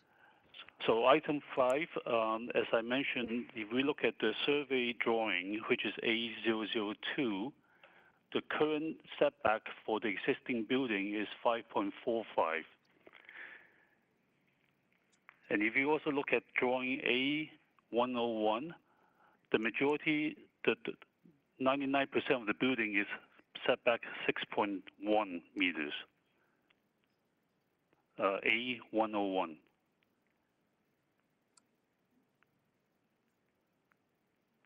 A101. Okay, we're getting it up there, but you can continue speaking. Yeah. Yeah, so you can see on the bottom right-hand corner, the majority of building actually is a 6.1 meter setback. It's only the feature at the entrance is at 5.8. So we will request the committee and chair to look at this item closely and grant our request. Okay. Do you have any other comments or explanations or items you'd like to address? No, not at the moment for those 3 items, no. Okay. So, committee members, do you have any questions of Mr. Ng? Okay, if no questions, let's move on to our only other registered speaker. Is there a Karen McAdon on the line? Yes, speaking. Okay, good day, Ms. McAdon. Can you state your name and your address for our records, please? Yes, my name is Karen McAdon. I'm at 995 Lillian Street. Okay, thank you. You now have 5 minutes to state your concerns on this application. Thank you. We are the property owners located immediately west of and adjacent to the proposed construction site on 136 Newton Drive. With regard to the proposed variances, we are concerned with 2. One is the request to exceed the maximum permitted building height by 0.5 meters. A house of this height will block out significant portion of available daylight that reaches the eastern side of our property. Also the proposal to about the setback 5.8. Robin had mentioned that it's actually, the house currently is 5.4. I'm not sure how these bylaws work, but if a new house is going to be constructed, it would be ideal if it could be approved to match the bylaw, which is 7.68 from as a front yard setback. The reason I'm stating these things is, the lack of sunshine. Currently, our young family is only able to enjoy the safety and privacy of our small backyard with full sunlight in the morning up until midday. Without access to sun exposure, the backyard is shady and cold, even in the summer months. Our family will be less motivated to spend time outdoors, and lack of available sun will also negatively impact the investment we have made in our garden in terms of perennials and evergreen hedges that require levels of direct sun exposure in order to survive. We are also strongly opposed to the cutting down of 4 healthy trees along the west side of the proposed property, which are positioned adjacent to the property boundary. All trees in Toronto are protected under street tree protection bylaw, and private trees having a diameter of 30 centimeters or more are protected under the private tree bylaw. 2 of the trees on 136 Newton Drive are 30 centimeters. These trees provide important canopy coverage. They're also home to wildlife and provide much needed privacy, which would be severely reduced if the trees were cut. We feel that any construction could be made without cutting these trees. I hope you will consider our concerns. Thank you. Okay, thank you. Committee members, do we have any questions of Ms. McAdon? That there being none, noted. I'll invite back Mr. Ng to rebut the concerns that Ms. McAdon has indicated. You have 5 minutes.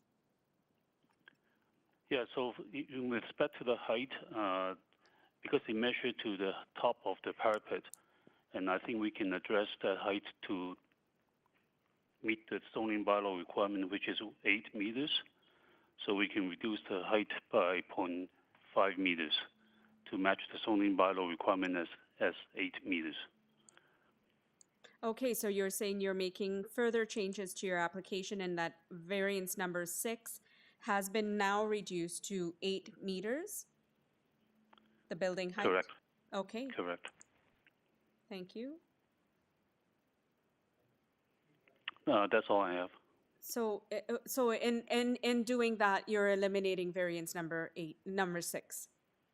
Correct, yes. Okay, so we're eliminating variance number 6. So just to be clear, and for the comprehension of committee members who have to make a decision on this application, so far I've noted variance number 1 the length has been reduced to 18.19 meters. Variance number 2, the proposed coverage is reduced to 32.91%. You've eliminated variance number 6. And was there one more that I may not have received or gotten that you've noted? The number 5, the front yard setback. And tell me again what those changes were? No, we would like the committee and the chair to consider our request for 5.8 meters. Okay, so no changes to that Existing one. is correct. Right, and The you existing provided. building is 5.45, yes. Okay, and so no changes to that variance, even though it's been requested in the staff report. So there's just a number of things that the committee members, do you have any questions of Mr. Ng? Okay, that being said, we've got now an application with the modifications that you've heard me repeat a few times. It doesn't quite meet up to the staff report. But he has done specific modifications accordingly with explanations. With that being said, can I get a motion for application 32? Mr. Klassen. Yes, Madam Chair, I will move to approve this application. I do feel the remaining variances are minor, with variance 1 changing to 18.19 meters, variance 2 changing to 32.91%, and variance 6 being deleted, and also it will be subject to urban forestry. Okay, there is no forestry report, but we're still able to. Right, that's the motion. Okay, so we have a motion on the table from Mr. Klassen to subject this to forestry and for the changes that we've repeated several times made by the applicant today to those 3 variances. Do I have a seconder to this motion? Seconded by Mr. Bartolo. All in favor? Can I make a friendly amendment there? Sorry, a friendly amendment from Mr. Bartolo? Sorry, Yes. I was muted there. I don't see any forestry comments or conditions in here. Can I make a friendly amendment to remove those? Unless I missed something. No, I will remove that Okay. part.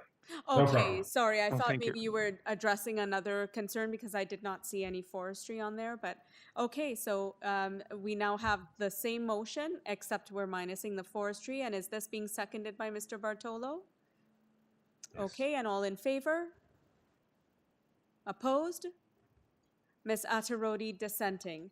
Okay, Mr. Ng, your application has been, your application has been approved, and it is subject to the changes that you've made here today with those 3 variances. We recorded that, and your application has been approved. Thank you.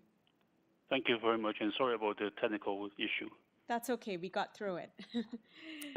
Thank you. All right, no problem. Okay, so committee members, let's move on to application number 34. This is an application for 78 Santa Barbara Road. I'm going to link this with application as well, application number 35. It is the same agent, and it pretty much is similar side-by-side application. So when we're considering this, we're going to be considering both applications 34 and 35 for number 78 as well as number 80 Santa Barbara Road. In these 2 applications, we've got staff reports for each for November 3rd, which states the very same details. And I'll get to that in a moment. However, I'd like to see if Mr. Tony Enriquez is available. Is he online? Yes, good afternoon. My name is Tony Enriquez. I'm the applicant. Okay, Mr. Enriquez, can you state your address, please, for the record? Yes, 543 Concord Avenue, Toronto, Ontario. Okay, thank you. Mr. Enriquez, we see that there is a staff report. This is these 2 properties are to construct a 2nd-story addition to the existing semi-detached dwelling. That's correct. And I see that the November 3rd staff report addresses both of them. And the staff report really talks about this report is really just an information report, just to share with committee members, and it's just giving information about the property. There's no sort of recommendations or any requests that's being made from the staff. It's really simply information.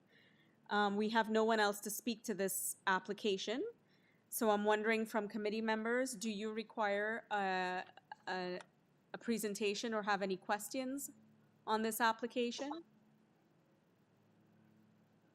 Okay, seeing that there's none, perhaps I can get a motion.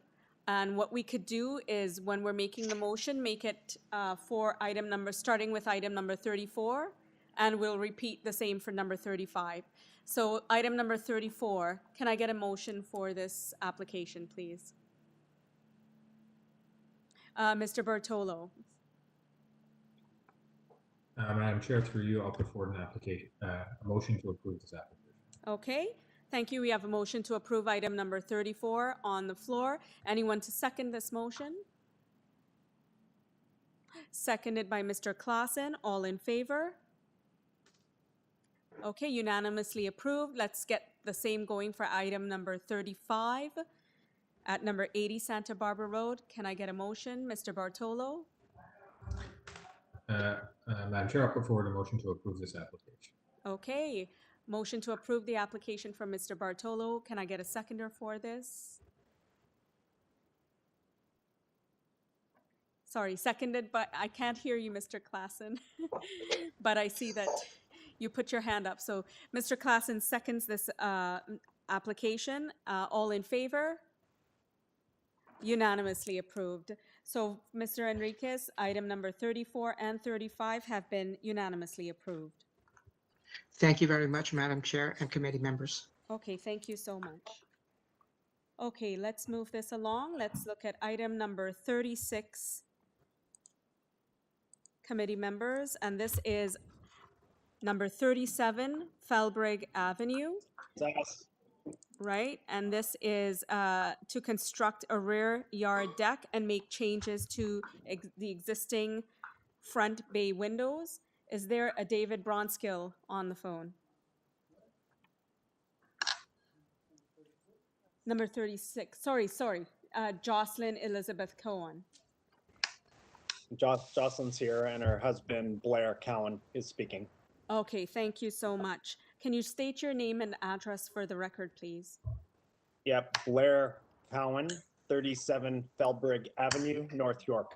Okay, great. So in this application, we have no staff report. There is no forestry report. There's only a previous decision that's been noted, and we've got 3 variances. I'll turn it over to committee members. There's no other speakers registered. Would you like a presentation on this, or do you have any questions on this application? Okay, there being none, can I get a motion on this application, please?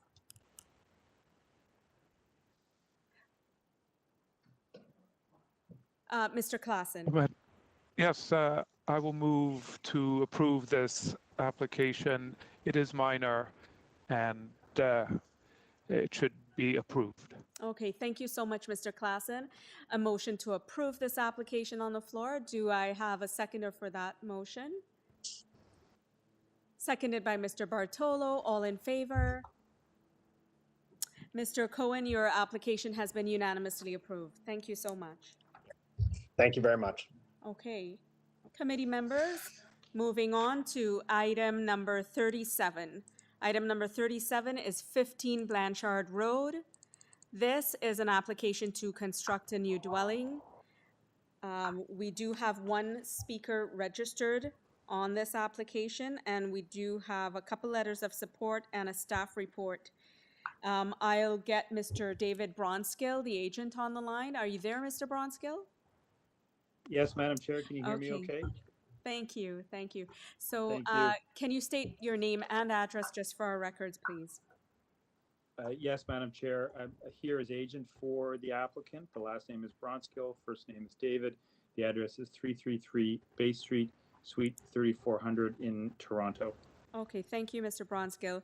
As indicated, you've got a couple letters of support. There is 1 person to speak to this application. However, we do have a staff report noted here for which I'm presuming you have had a chance to look at that. It is from November 2nd, and this staff report is recommending that variance number 5 be refused. And should the committee approve the application, that there are a number of recommendations regarding variances 1 and 2, as well as the proposal and their side yard setbacks, etc. So are you aware of this staff report? Yes, Madam Chair, I am. Are you, with this, are you going to be making any changes to the application here today? No, Madam Chair. I was intending to focus my remarks on the variance in respective stories, and I did have about 45 seconds on the conditions because they're not objectionable on their face. We understand what they're trying to achieve, but I did just have some comments on whether there might be a better way of achieving them so there isn't confusion at the building permit stage. But I can come to that at the end of my remarks. Okay, so what I'll do is I'll give you 5 minutes to present to the committee members, and then we'll hear from the speaker who is against the application. soon. So you have Madam 5 Chair. minutes starting now, Mr. Bronskill. Thank you, Madam Chair. And with committee staff's assistance, I wonder if the presentation that Mr. Wengel's office had provided, if there's an ability to have that just on the screen. But Mr. Chair, Madam Chair, and members of the committee, if you also have that in front of you, I'm going to highlight a few of the pages within it as I go through. I'm here on behalf of the applicants, Madam Chair. It's an application for a large family, 4 kids. And so that's why there is the number of bedrooms being proposed. And in the age of COVID, there's also, you'll see on the plans in front of you, a home office proposed within the roof line, as well as a guest bedroom, which is what makes up the 3rd story that is being proposed. On the screen in front of you, you can see that our client has gone out into the neighborhood and secured support of the most immediately adjacent neighbors and some of those across the street. I will focus the bulk of my comments on the 3rd story variance unless there are questions from the committee about the other variances. If I could ask staff just to go through 2 pages to the exterior perspective. The exterior perspective, Madam Chair, this shows the house as proposed. The 3rd story is entirely within the roof line. You'll see the dormers there that are on the front, and with or without this variance, the building would remain unchanged. While there is a height variance, as you know, it's to the old bylaw. There is no height variance to the new bylaw. And while city staff have suggested that there are 3-story variances approved in the area, we agree. Their conclusion that they're technical variances is one that we actually don't agree with. On the next page, what we have done with Mr. Wengel's office is both chart in light blue, where there have been committee of adjustment approvals in the area for a 3rd story. You'll see some within the vicinity of the site, and then some down that, I guess, pedestrian connection over into Sunnydean, which may not be as relevant. And then also in the light green, instances where taking photos, there appear to be 3rd stories. And then what we've done on the following pages is attempt to identify for you those examples that we've picked up in both light blue and light green. If I turn your attention to the top left of that page as an example, that's number 68 Blythe Hill. And from the previous page, that was a 3-story variance. It was not a technical variance as suggested in the staff report. It looks and presents similar to the application before you as a 3-story. Similarly to across 57 Blythe Hill, again, 3 stories, dormers in the roof. 15 Blythe Hill, again, a committee of adjustment approval, very similar to what is being proposed by this application, dormers on the roof for a 3rd story. So we just don't agree that they were, as suggested in the report, technical variances because basements were being considered as a story. I think it's obvious in the photos, both in terms of what was approved and what is existing, that there are lots of instances of windows and or dormers within the roof line, within the height, accommodating the 3rd story space. Put another way, Madam Chair, the house and massing is going to be there one way or the other. There's no FSI variance. That's not how it's regulated here. There's just the coverage. And so overall, in terms of making efficient use of this land, making it appropriate and desirable for this family with 4 kids and a desire to have a home office actually designed and constructed into the building, we do think it respects and reinforces the existing physical character of the neighborhood based on both what exists and what has been approved. If I can very quickly just talk about the conditions, Madam Chair, the second last page, I know it's probably one of the oddest inclusions made ever in a presentation because you'll see a decorative stone corner. We're including this to show that the 1.14 variance is to that decorative stone corner at the bottom of the house. And we've also shown it on the elevations. This is what the conditions are attempting to pick up. We understand that what staff don't want to do is have the 1.14 being sought apply to all of the wall. Our respectful submission is rather than having it tied to the foundation, because I'm not sure that that decorative stone corner is truly a foundation, that the conditions, should the committee see fit to approve the variances, that the proposal be developed substantially, not only in accordance with the site plan, but with the elevations, because the elevations one page before actually pick up this decorative stone corner. Okay, please And so it summarize, would- Mr. Bronskill. Yes, Madam Chair. The last thing I'll just say is it would then pick up that variance and ensure that the 1.14 isn't extended to the balance of the wall, thereby avoiding confusion about what is or is not the foundation. So we respect the spirit of the conditions being suggested.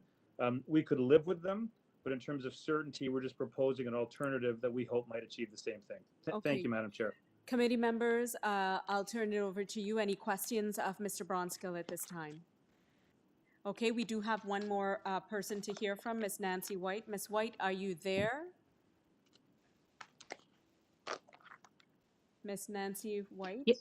Yes. Yes, I'm here. I can hear you. If you can state your name and address, please, for the record. Nancy White, and I'm at, my husband and I are at 12 Blanchard. Okay.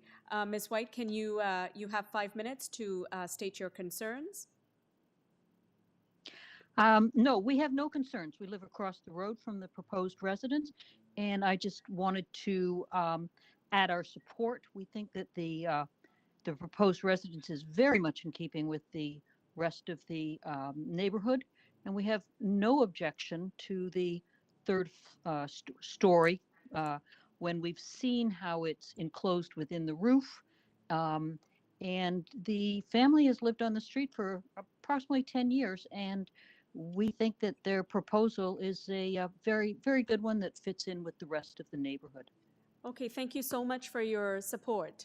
That's very nice to see. Okay, so there is no rebuttal from Mr. Bronskill at this time because that was a comment on support. I will now turn it over to committee members. If there are no other questions, can I get a motion on this application? Okay, Mr. Bartolo? Yeah, thank you, Madam Chair. I accept the explanation of the applicant there, and I do agree with his assessment of the height and where it falls within which bylaw, as well as his assessment of it fitting into the neighborhood and the fact that the roof will be there at its current elevation, regardless of whether those few dormer windows are there at the front. And noting the support of the neighbor across the street, I do think it's in keeping with the neighborhood. And I'm going to put forward a motion to approve this application subject to the following: that that it be built substantially in accordance with the site plan and elevation submitted in this proposal. And I think that will satisfy the recommendations in the staff condition regarding the setbacks as well. Okay. So that's my proposal. Thank you, Mr. Bartolo. So we have a motion on the floor from Mr. Bartolo to approve this application and subject the proposal be developed substantially in accordance with the building, the site plan as was submitted to the Committee of Adjustments. Site plan and elevations. And site plan and elevations. Can I have a seconder for this motion, please? Seconded by Mr. Klassen. All in favor? All opposed? Ms. Attarodi dissenting. Mr. Bronskill, your application has been approved with those conditions that we've set forth today. Thank you, Madam Chair. Can I just say one thing with your indulgence to Ms. White? We didn't know she was coming, Madam Chair, and so I just wanted to say on behalf of the client, thank you very much for coming. That was an unexpected surprise. That's Thank you. lovely. Very nice. Thank you. At this time, Mr. Klassen has to leave us momentarily, so it will be just the three of us that will be going through this committee together. Thank you, Mr. Klassen, so much for your contributions today. Very much, and we'll see you next time. Oh, thank you very much. Okay. Bye-bye. See you then.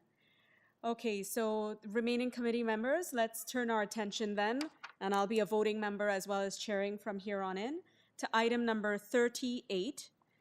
And item number 38 is, if you give me 1 second, it is number 3281 Yonge Street. Now, this is an application proposal for interior alterations to convert an existing ground floor to a place of worship and to replace an existing storefront location. So the applicant that I have registered here is a Lawrence Malek. Yes, I'm here. Yes, can you state your Thank name you. and address for our records, please? Yes, my name is Lawrence Malik. I'm the principal of SG&M Architects, and our office was formerly at 15 Lola Road, but we're now at 193 Row Avenue Okay, thank you so much, Mr. and Malek. in Toronto. Okay, thank you so much, Mr. And I'd Malek. like to thank the committee for having us to have the opportunity to present our case. Before you begin, a bit of a presentation, because we do have someone speaking to this application. We have one more speaker. I do see that there is a November 2nd transportation report on here. The transportation report does say that they recommend deferral of this application to give the applicant sufficient time to provide a parking analysis study and complete the payment in lieu of the parking application. Briefly address this, and then if they still feel it's responsible. Yes. So do I have a moment to talk, or is there Yes, someone? you do have a moment to talk, and we would really like to understand if you would like to proceed with a deferral as well, or if you'd like to continue with your application at the risk that it may not be approved if we deem that parking transport has a point. So please continue. Yeah, we were not aware of the notice, and when we went on to look at the agenda and saw this in there, it caught us a bit by surprise. We did submit a document that indicated that there was green P parking adjacent to here, so we'd like to be able to try and for us to go through the cost of doing a parking study, all stuff would take a lot more time and expense. We would like to think that because this is an existing building and it's existing use in the building, and that there is adjacent green P parking and parking on the street, that we would think that our case should be, suitable based on that premise, and that it wouldn't necessarily have to warrant doing any further parking analysis.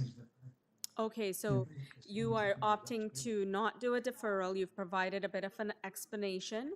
And so you're proceeding with this application. Is there anything else you'd like committee members to know or to share? Go ahead. Yeah.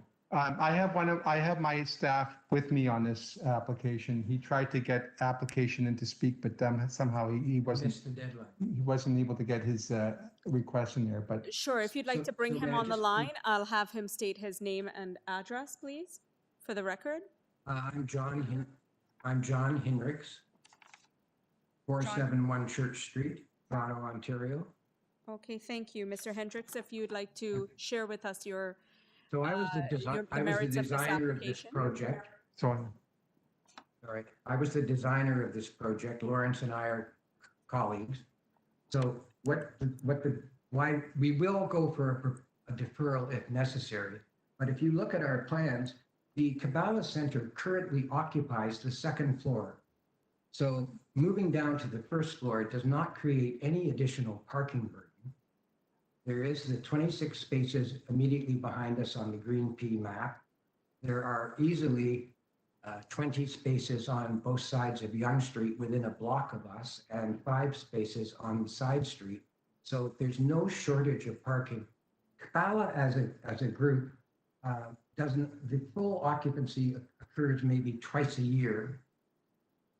The other times in the year are smaller meetings of 10 to 20 people that occur only on Friday night, Shabbat, or on Saturday as teaching sessions that people can sign up for various courses to study further. So it's only once or twice a year that this meeting hall is filled to capacity. That's for like the annual board meeting. And I think they have a bit of a banquet once a year. So we really just think that making us go and get a $5,000 traffic engineer to find out that there are other parking lots within the area, it's just not significant. We're not going to add more than 1 or 2 cars by doing this. We're just moving downstairs. And we're simply not adding any floor area to the building, what's existing already. Right. So we don't want to get, if we get to turn down, then we've got to pay another $5,600 and do the planning study, et cetera. That's about 12 grand in extra fees to our client. And we just think that we've got no reason to suspect that there will be any additional parking load generated by moving the operation from upstairs to downstairs. Okay. Thank you for that. So, Sure. so if you feel that we need to continue to satisfy This is these not our people- decision. I'm very sorry, but this is your decision. If you feel the need to continue, we will continue and make a decision on it based with your best explanation. But if you feel you need to defer, we are open to that as well. We are very objective in terms of what the decision is going to be on this application. It's your choice what you would like to do.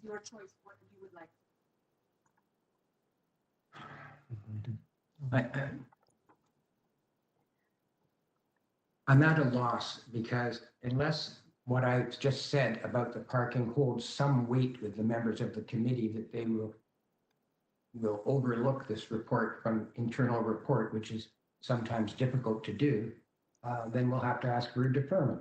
But okay, we and just committee can't members see can why it actually should be- make that as a condition as well. If they feel that this does need to be deferred, maybe that would be the decision as well. So at this time then, because you've already gone through explaining everything, you've pretty much started the process. I would ask committee members if you have any other questions or comments to the applicants. Yes, Mr. Bartolo? Just to the applicant, so your use is not changing. Is that correct? Correct. That's correct. How many square feet or square meters do you currently occupy? About 1,000 square feet. It's about around here, so it's about 1,000 square feet, yes. About 1,000 square feet. And how many are you going to occupy, Yes. assuming this application is successful? I'm sorry, what was that? With this application, how many square feet are you going to occupy? We have 1,000 square feet upstairs and we're going to abandon that and take 1,000 square feet downstairs. So There's no increase in floor area. Okay, good. I understand. So the only thing is, and how long has this use been existing in this space? A decade. Well over 10 years. Well over 10 years. So all they're doing is moving their place of worship at school from upstairs to downstairs, and it's triggered this area. That is correct. That's correct. Okay. Madam Chair, was there another speaker on this call? There is one more, sorry, there is one more speaker. So we shall hear from that person and then we can move on to decision-making if that's needed. Would you like to proceed? Do you have any other questions? I'd like to hear from the other speaker, and Okay. then I'll have another question after that. Okay, not a problem. So let's move forward with Linda Singleton. Linda Singleton, are you there? Yes, I'm here. Thank you. Thank Linda you. If you can Singleton. state your name and address for the records, please. Linda Singleton, 3271 Yonge Street. Okay, thank you. Ms. Singleton, you have 5 minutes to share your concerns. I'm basically just here to mostly observe the process. I would assume that the rules and guidelines that are set forth by the city are based on years and years of study and experience. And so when we see a change or an application to not follow the rules, it's a bit concerning. We already have concerns about their member parking. We have parking of our own around our building. We are just a few doors down from them. And there are numerous times already that the members are using our parking, which is private parking, obviously. So it really is just a concern.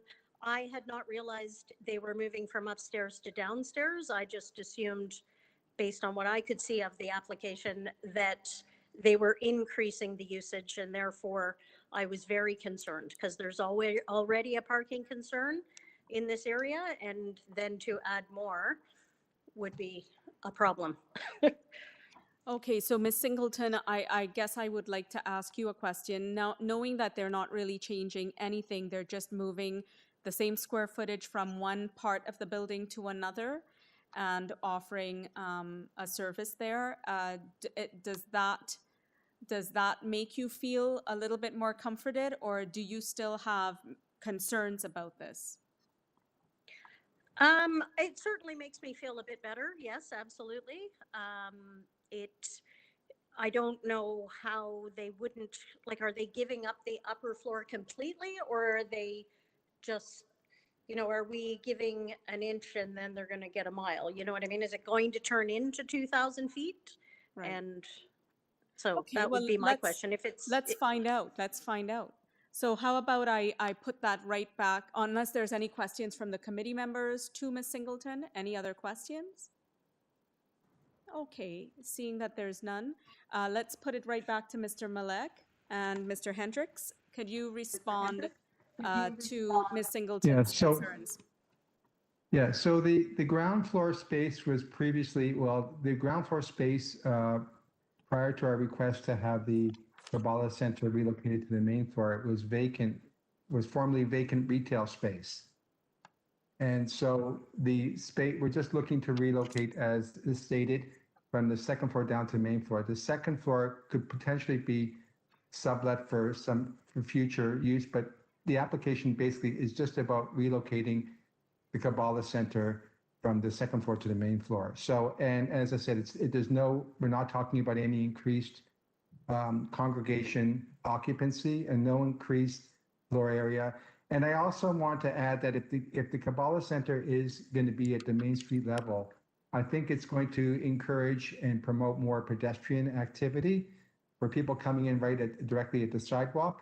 So it'll probably being also on the transit corridor with the subway line. And I think there's going to be less of a need for people to want to park the car. So I think the issue of car parking will become less onerous for making this proposed change from the second floor to the main floor. And it gives handicap accessibility. Okay, thank you so much. Committee members, do you have any other questions of the applicant? Yes, Mr. Bartolo? Yeah, just to the applicant, Ms. Chair. In some senses, this is like a legal non-conforming use, although it's just moving 10 feet down as opposed to staying where it is. But what is the proposed use for the upper stories? General office. We don't know at this point. It could be general office, but that would have to be a separate application at some point. Right now, it's just right now the second floor is basically accessible on its own separate entrance from the street. So that's a separate suite that's not going to be used by your client, the applicant here. No, they're not no, they will not, and they're not interconnected. Okay. I've read through the transportation. I'm all like, you have no hope of making 54 parking spots, so you would take up the entire lot, right? And given that the center has been in operation for 10 years, and it's just moving down to the lower level and not using the upper level, it's maintaining its existing use and it's not increasing the square footage that it's using. I am going to put forward the motion that this application be approved. Okay, so we have a motion on the floor from Mr. Bartolo to approve this application as is. Do I have a seconder for that? Okay, I'm a voter, so I'll second it. I do see the logic in Mr. Bartolo's approach, and I agree, so I'll second that motion. All in favor? All dissenting? Ms. Attarodi dissenting. Mr. Malik and Mr. Hendricks, your application has been approved. Thank you very much. I appreciate it. And again, I appreciate you making all these extenuating circumstances under these rather trying times with the pandemic. So thank you once again, and hope everyone is safe. Okay, thank you so much. And I appreciate your cooperation. Okay, thank you. By the way, the new. Okay, that application has ended, and we are moving on to application number 39, which is number 2 Martin Road. And this is an application for the repair of the existing garage and rooftop deck. We do have, for this application, we do have a couple of speakers registered to speak. There is a transportation memo of November 3rd. Transportation has no objections, but they did attach some conditions to this report, some standard conditions around the on-street parking permit, etc. So let's bring on Mr. David Lang. Mr. Lang, are you there? Hello? Mr. I'm here. David Lang, yes, if you could state your name and address for the record, please. David Lang, 2100 Bloor Street West. Okay, I'm thank the you. agent for the application. Okay, Mr. Lang, we do have two speakers that are ready to speak in opposition to this item. And you do know that there is the transport conditions that have been applied to this application. Can you give us a 5-minute presentation starting now? Thank you. Okay, good afternoon. We are proposing repairs to an existing garage in place at 2 Martin Road. The repairs have been recommended by a structural engineer, and the report should be on file with photos for your reference. The repairs are mostly a result of age and negative impact from a nearby tree that was recently removed behind the garage. The application requires 3 variances, all of which are existing conditions. The garage has been in place since the home was originally built and was later approved as an existing condition by Committee of Adjustments in 1993. The approval included the existing rooftop platform. As you know, zoning laws have changed since then. We are now required variances under the current bylaws for certain items to be maintained, such as the platform and the parking space. The owners have no intention of making any new changes, and we are proposing repairs only. I understand there are 2 submissions with comments from the adjacent neighbor in the transportation department. The neighbor at 584 Beloyal has some concerns about privacy in the backyard. Although the platform on the garage has been in place for several years, the owners for 2 Martin Road are prepared to construct a 5-foot privacy fence on the west and south side of the rooftop platform. I indicated in my cover letter that the fencing would be on the north and west side, but the owners are actually proposing fencing on the south and west side specifically for the immediate neighbor. I believe the owner, Jeff Wood, is available to comment on discussions about the impact with the neighbor. The other submission on file is from the Transportation Department. We have some concerns with the details of this report. You will notice that they are not objecting to the application. However, they are asking for several conditions which would essentially eliminate the use of the garage. Item number 1 in the report is specifically asking for any access to the garage to be closed and the owners to restore the current curb ramp to a full concrete curb. This is not what the owners are asking for. At the same time, the condition would technically convert the garage to an accessory building, which would trigger further complications for zoning review at a later date. I should clarify what the proposed variances are for. Number 3 is asking for relief on depth. As you can see on the site plan, the width of the property does not actually allow for adequate parking depth, regardless of whether there was a garage there or not. Item number 2 is asking for relief for having a legal parking spot, since the area of the parking spot is technically deficient. The zoning examiner has insisted that we ask for both variances to avoid any confusion about the nature of the existing condition. Having said that, I'd like to clarify that the conditions from the Transportation Department would be very problematic to the remainder of the permit process. We'd like to ask that if the panel members were to approve the application, that the conditions from the Transportation Department be excluded from their decision. The report will not only undo the existing use of the garage, but the owners could be faced with new variances if the zoning examiner has to reassess the structure as an accessory building, and the past decision from 1993 would become irrelevant. Otherwise, I believe the variances are minor in nature, and we would appreciate your support for approval. Okay, so thank you so much for that. So in essence, you're basically saying you've provided enough ample explanations and that you would prefer to not have the transport conditions attached to this application, any decisions that we make, because it will adversely affect your application. Yes, it would be a completely different application. We would probably have to come back at a later date with a totally different situation. Okay, with that, Even though we're not actually making, let's go ahead. No, go ahead, finish. even though we're not making any functional changes to the building, it's just repairs to a wall and a roof.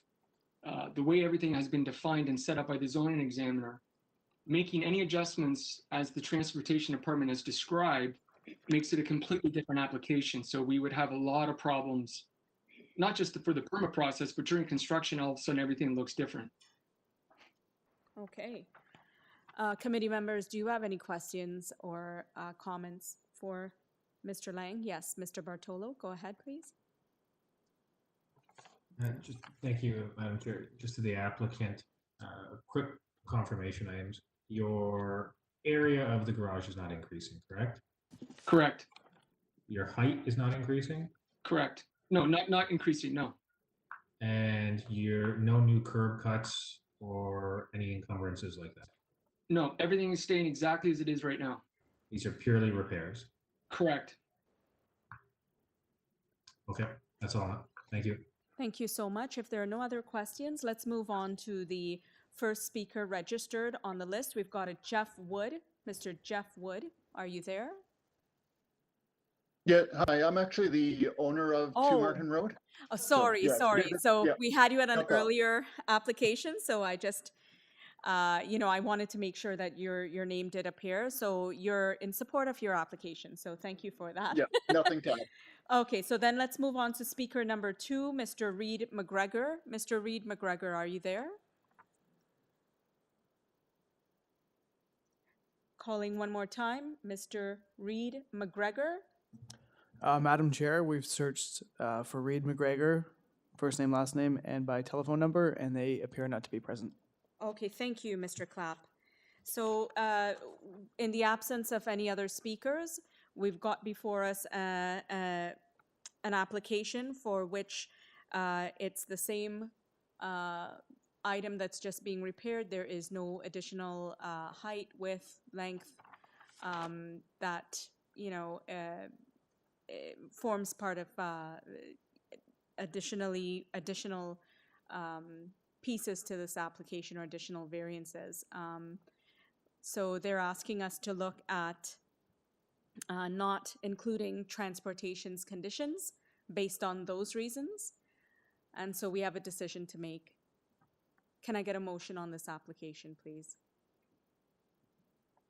Mr. Bartolo. Thank you, Madam Chair. Listen, given that they're just making repairs to this and the use of this garage could continue, if not for the decay of it, I don't see any reason to put more onerous transportation requirements on them. It's an existing condition. They're just fixing it up. So I'm going to put forward a motion to approve this application. Thank you. Mr. Bartolo has a motion on the floor to approve this application, given the circumstances around this application. Can I get a seconder for this motion? Seconded by Ms. Attarodi. All in favor? Okay, I voted in favor as well. So your application, Mr. Lang, has been unanimously approved without any of those transport conditions. Okay, thank you. Appreciate it. Thanks very much. Okay, you're welcome. Item number 40. I'll ask committee members to turn their attention to item number 40, which is number 462 St. Germaine Avenue. This is an application to construct a 2-story addition to the rear of the existing dwelling. The application was deferred on October 7th, 2020, to allow the applicant to add a missing variance. I think I was part of the panel for that day for this application. So let's see what we have. We do have an Alex Boros. Mr. Boros, are you there? Yes, I am, Madam Chair. Good afternoon again. Yes. Alex Burrows, at 71 Harlandale Road. Great, thank you so much. So, Mr. Boros, there is somebody here to, a husband and wife, to speak to this application. We also have a staff report on file for, the staff report is dated October 23rd.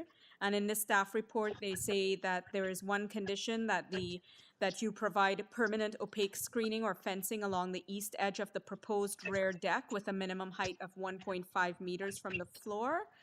Have you seen this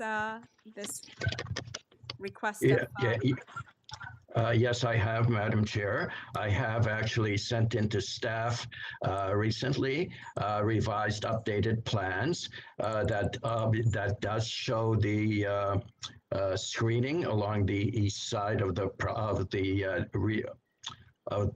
deck along the rear as prescribed by the planning department.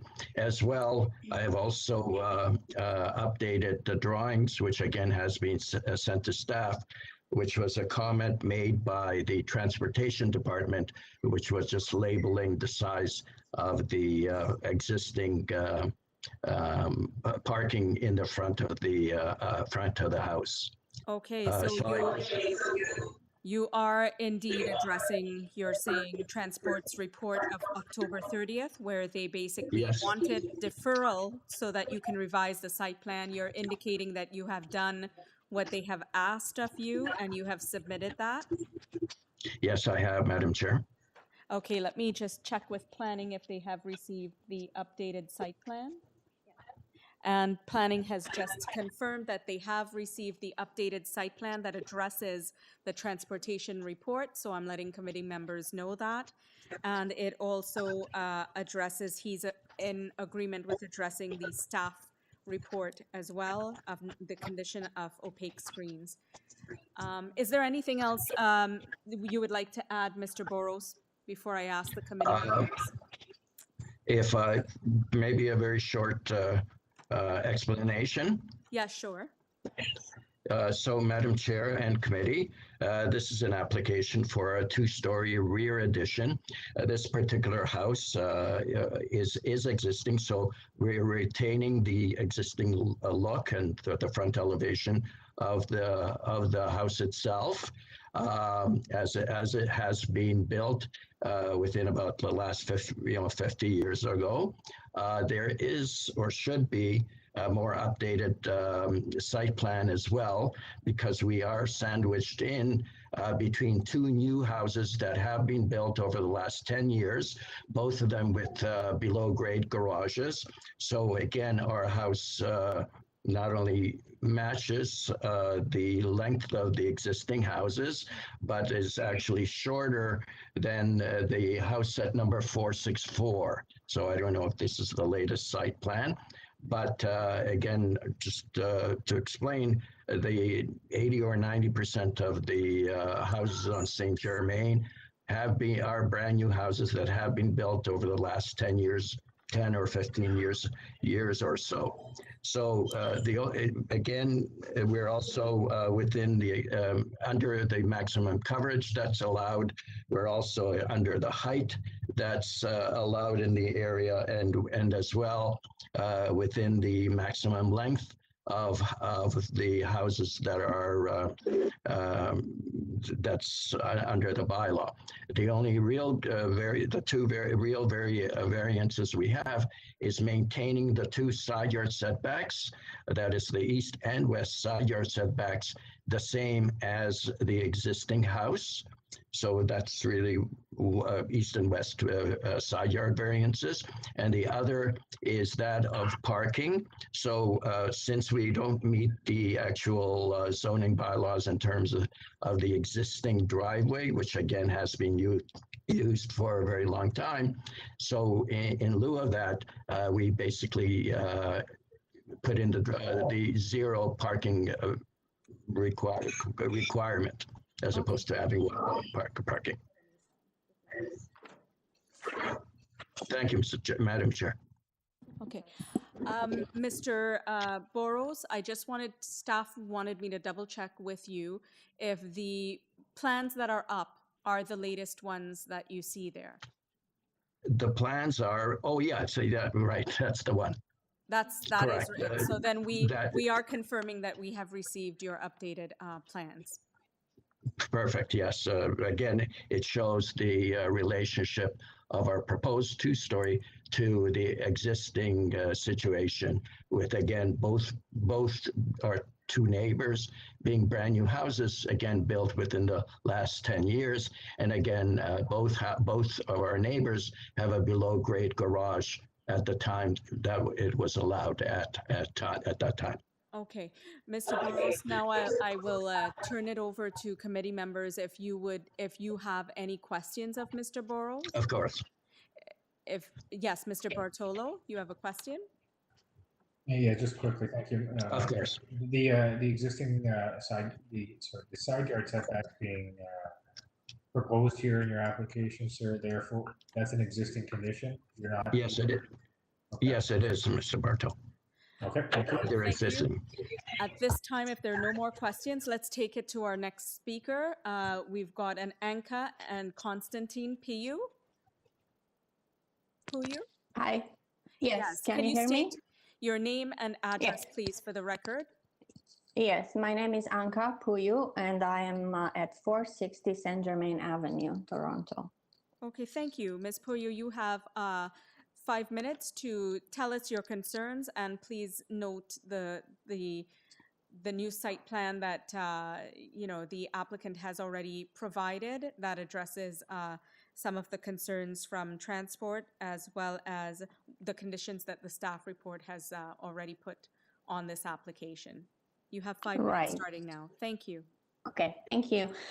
So we are the neighbors to the east, and just a correction to what my predecessor said. Our house is newer, but not built within 10 years. This is a 16-year-old house. And we moved in, we bought this house in 2010, but let me go back and say what the objection is actually. We are concerned about variances number 2, 3, and 4, and we respectfully recommend that the city zoning bylaw will be respected as written in this case, and I will explain why this will be a problem for us if they are not. Our objection is based on 2 facts. The proposals made are in fact to be considered major variances, and I will demonstrate in a second. And then if approved, these proposed variances will most likely devalue our property because of the fact that they are creating flooding basement issues, which will lead to additional cost for us and potential litigation. So I'm going to go back to the three variances that we are concerned about.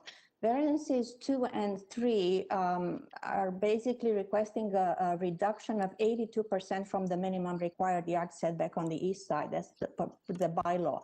Basically coming 18% from the property line. One is for the house for the extension itself, and the other is for the proposed attached deck. And then the fourth, variance number 4, proposes that the eaves of the extension encroach actually onto our property. They propose elimination of the variation. Practically, they are requesting a 96% reduction, allowing only 4% from the property line. As I said, 82% for items 2 and 3 of reduction, and 96% of a reduction requested are in no way, in my opinion, minor. And they deviate substantially from the city's official planning rules. If they are approved as requested, as I said, we will very likely have issues because they will generate the house built so close to our property line will generate water runoff from the eaves that will be encroaching onto our property, and they will create flooding issues, which we have actually said in the past. I'm speaking from unfortunately from experience. Where our house, as I said, was built in 2004, 2005. We bought it in 2010. Unfortunately, it was built by somebody who said they were living in the house, but the builder actually flipped it. And they didn't have Terrion, and we had the surprise that immediately after moving in, we had a flooded basement in the spring during one of the spring storms.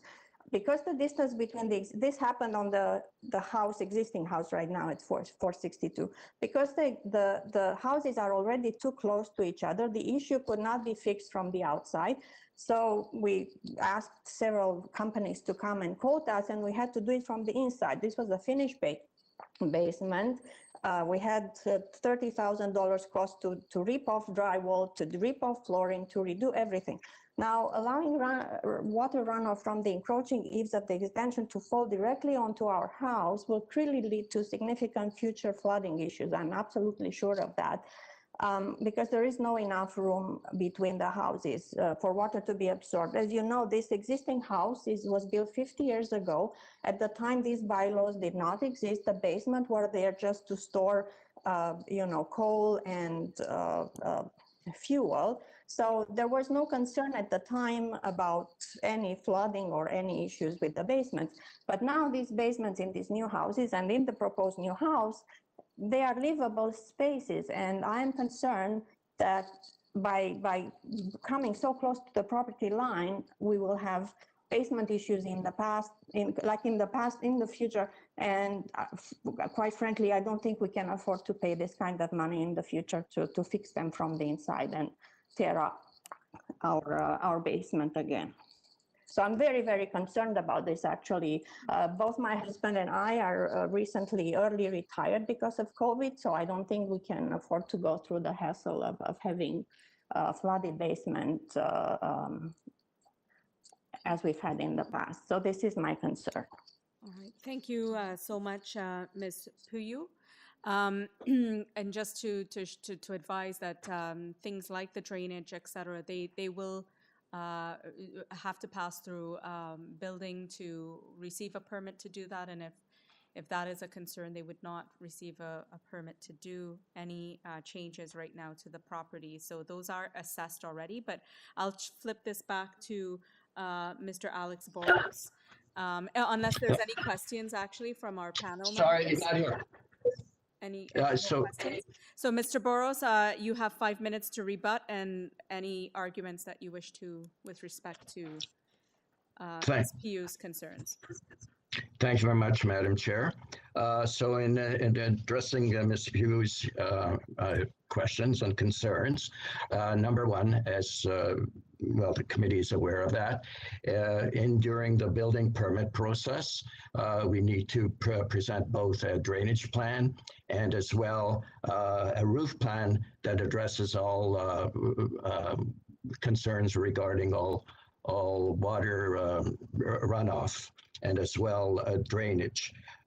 In addition to that, our neighbor also has a below-grade garage, which, as again the committee does know, that has been eliminated over the last 10 or 15 years.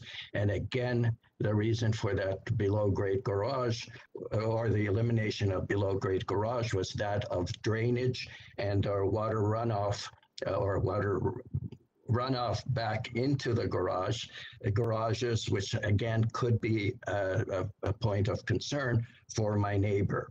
But more as importantly, or in retrospect and in terms of the history of her lot as well, that particular lot at 460 Saint Germaine also has gone to Committee of Adjustment, and her side yard setback at the present time, as shown on my particular site plan, is also in around that 1 foot or 0.3 meter setback. So the same request as what I am requesting at this present time, which is that east particular side yard setback, has also been addressed at her house. Again, not by her, of course, but by the particular builder of that house, because the bylaws haven't changed over the last number of decades. And the requirement even at that time was, again, the 1.8 meter or 6 foot side yard setback. So again, we are in the same spot as she was, that house was a good number of years ago. So again, all we're doing is maintaining the same setback as was built 40 and 50 years ago, and maintaining the same line along that same east wall. Thank you. Okay. Thank you. Committee members, do you have any questions for Mr. Boros on this application? Okay. That being said, then can I get a motion on this application? Okay, Ms. Attarodi. Through you, Madam Chair, I listened to the applicant and neighbors, and I'm looking at this application. It is 5 variants in front of me. Some of them are existing situation, and then therefore I think it's minor.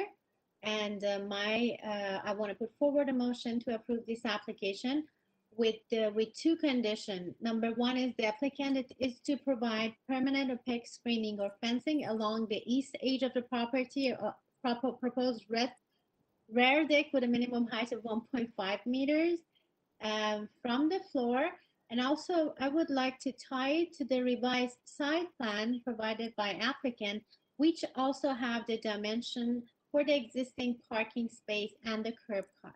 Okay, thank you, And- Ms. Atarodi. Oh, sorry, go ahead. No, I was checking to see if there is any forestry. Oh, yes, there's none. So we have a motion on the floor from Ms. Atarodi to tie this to the site plan that had been, the revised site plan that had been submitted to the Committee of Adjustment, as well as the staff report, the October 23rd staff report on the condition on permanent opaque screening. Can I have a seconder for that motion? Okay, all those in favor? Okay, Mr. Boros, your application has been unanimously approved with those conditions. Thank you very much, Madam Chair and committee. Okay, thank you. Committee members, let's move on to item number 41. Item number 41 is 83 Kimbark Boulevard. Committee members, this is an application to construct a new dwelling. There is only the agent on the line to speak to this application. There is a staff report of October 23rd where the proposal be developed substantially in accordance with the site plan and south side elevation drawings. Forestry applies and transportation has no objections. I'll bring the agent on the line, Mr. Rubinoff, who's also been here earlier for earlier applications. Mr. Rubinoff, are you there? Yes, I am. Yes, thank you, Mr. Rubinoff. Committee members, given the situation and there's no other speakers to talk to this application, would you like a presentation or do you have any questions on this application? Bearing none, can I get a motion for this application? Okay, Mr. Bartolo. Yeah, thank you, Madam Chair. Given that transportation has some operational issues with this, I'm going to move forward with a proposal to approve this application with the condition noted in the staff report that the property be developed substantially in accordance with the site plan and south side elevation drawings submitted to the Committee of Adjustment as attachments 1 and 2 of this report. Okay, thank you so much, Mr. Bartolo. We've got a motion from Mr. Bartolo. Oh, sorry. Sorry, go ahead. And I'll make it subject to the conditions of the urban forestry memo from November 3rd. That's right. Thank you so much. So, Mr. Bartolo put forward a motion to approve this application subject to the October 23rd staff report and the conditions there. Forestry applies. Can I have a seconder for this motion, please? Seconded by Ms. Atarodi. All in favor? Your application, Mr. Rubinoff, has been unanimously approved. And Thank you very much. You do remain here for item number 42, and this is item number 42 is number 43 Wanless Crescent. This is an application to construct a new dwelling. The existing garage will be maintained. That this file was previously heard on June 20th, 2019, but was deferred in order for the applicant to meet with the area residents to discuss their concerns. Right now, we have a staff report of November 2nd. Committee members, this November 2nd staff report recommends eliminating variance number 2 and refusing variance number 4.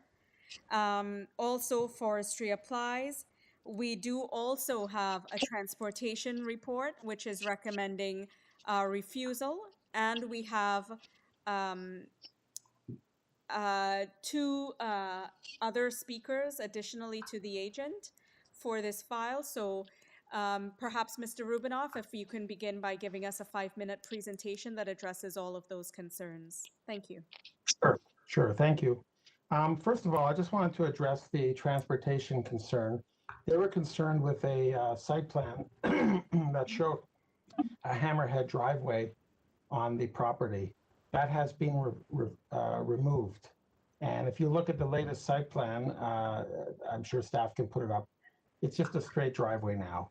Their concerns were specifically related to the hammerhead, which is no longer a case.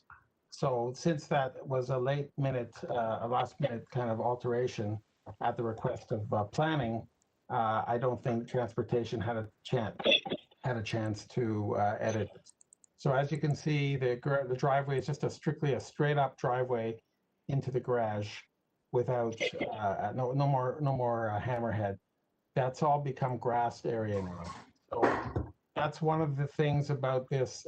Now, to go back to more of a general kind of background to this file, this was a long process where it was deferred last time for us to speak with the neighborhood, the residents, and the Ratepayers Association. We did meet with them several times, and we did come to a satisfactory conclusion with them that we would be with the edited plans that we had come forward with. Then we were contacted by planning with the revised plans who had some concerns related to the garage on the right-hand side, the setback, which at the back corner of the garage is very close to the property line.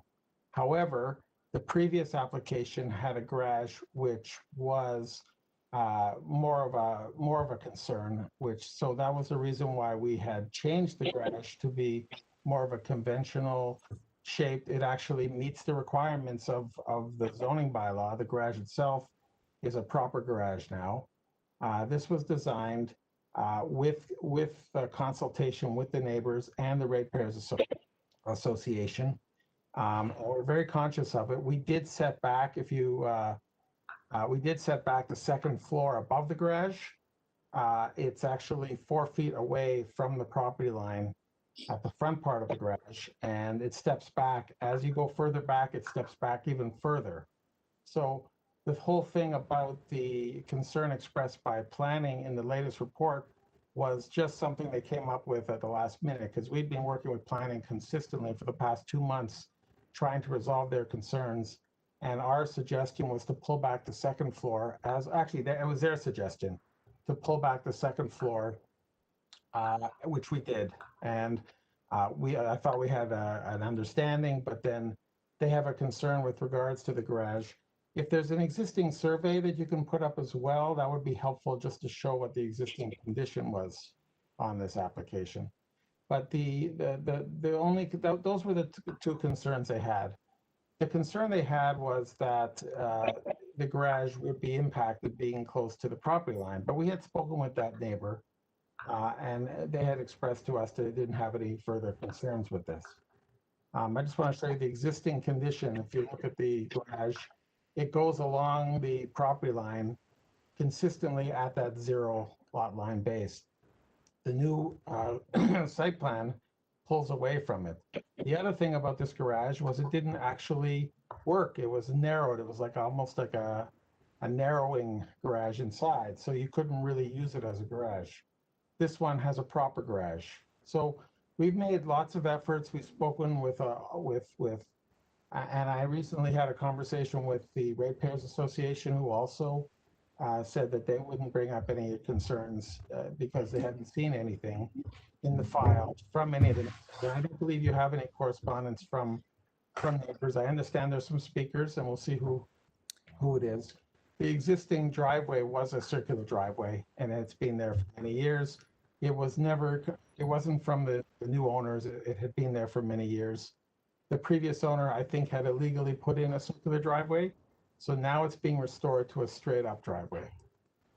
The other variance that city planning is asking to be refused, wall height variance, is the first I've heard of it in this report, because we have meetings with them pretty much every day for the past, at least the past 2-3 weeks. And this was not brought up as an issue. And I'm not sure why it's being brought up now. But like I Mr. said, Rubinoff, I'll ask you to summarize, please. Yeah. So basically what I'm saying is the plans that you see before you are as a result of consultation with the neighbors and with the city.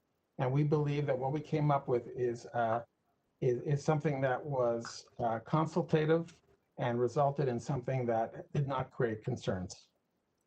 Okay, thank you. And for the record, are you making any changes at all to the application? No, the application managed to get the variances out in time with the correct application. The variances for the side yard setback is related to the ground floor. There's no variance change because the upstairs, it still reverts back to the ground floor, the closest point. Okay. Thank you. Committee members, do you have any questions of Mr. Rubinoff at this time? Mr. Bartolo. Mr. Rubinoff, the garage that you're proposing here, so you're saying you're maintaining it. Are you expanding it at all, or are you maintaining the existing footprint and condition as it is? We've changed that garage to make it a compliant. It didn't have the width in it to park a car. So we actually, it's a new garage. We kept the back wall of the existing garage, but we've since shifted it away from the property line. If you look at the updated site plan, you see that the dashed dot line, that's the property line there. It was going along that entire line. We shifted it over so it's moving away from that line. And now it's actually a full width. And the dotted line inside the garage, that's representing the second floor. So the second floor is not on top of that outside wall.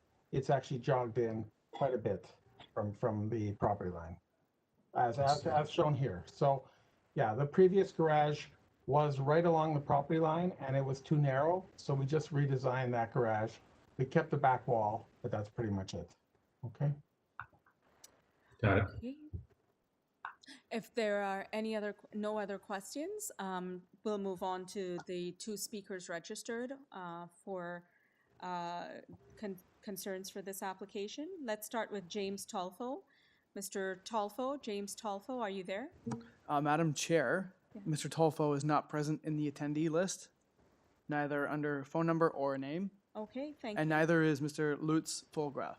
So Lutz Fulgraf is also not there. Correct. So we have no speakers, no additional speakers for this application.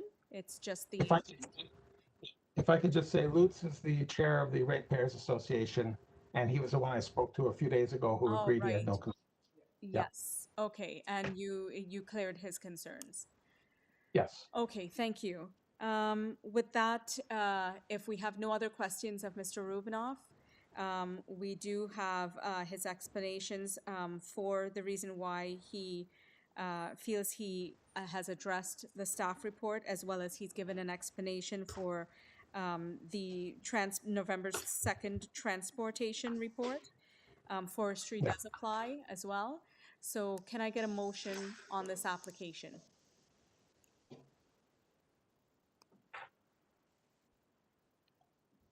Okay, Mr. Bartolo. Thank you, Madam Chair. Given that the applicant is relieving a very tight setback condition with the new design and not exacerbating it, although it is tight, I recognize that, and addressing the driveway concerns with the straight driveway now, I'm going to put forward a motion to approve this application with the following pending the following items, and that sorry, apologize, my PDF just froze up here a little bit for a second. It's okay. Bear with me for 1 second. I'm going to tie it to the comments of the urban forestry memo dated November 3rd, 2020, and that's it. Okay, so we have an approval on the floor from Mr. Bartolo, a motion to approve this application subject to forestry. Can I have a seconder for this motion? I'll second that motion. And all in favor? Dissenting, opposed? Ms. Attarodi dissenting. Mr. Rubinoff, your application has been approved subject to forestry. Thank you very much. It's been a long process. It's been a long day too. Long day too. We appreciate it. Thank you very much, sir. Okay, that brings us to a close for this committee hearing, this PM session. Thank you, committee members. You've done a wonderful job today. Can I get a motion so that we can get home? Ms. Atarodi motions for us to get home. I'll second that. Thank you and have a great day, team. See you Bye-bye. later. Have a good night. See you later. Bye. Okay.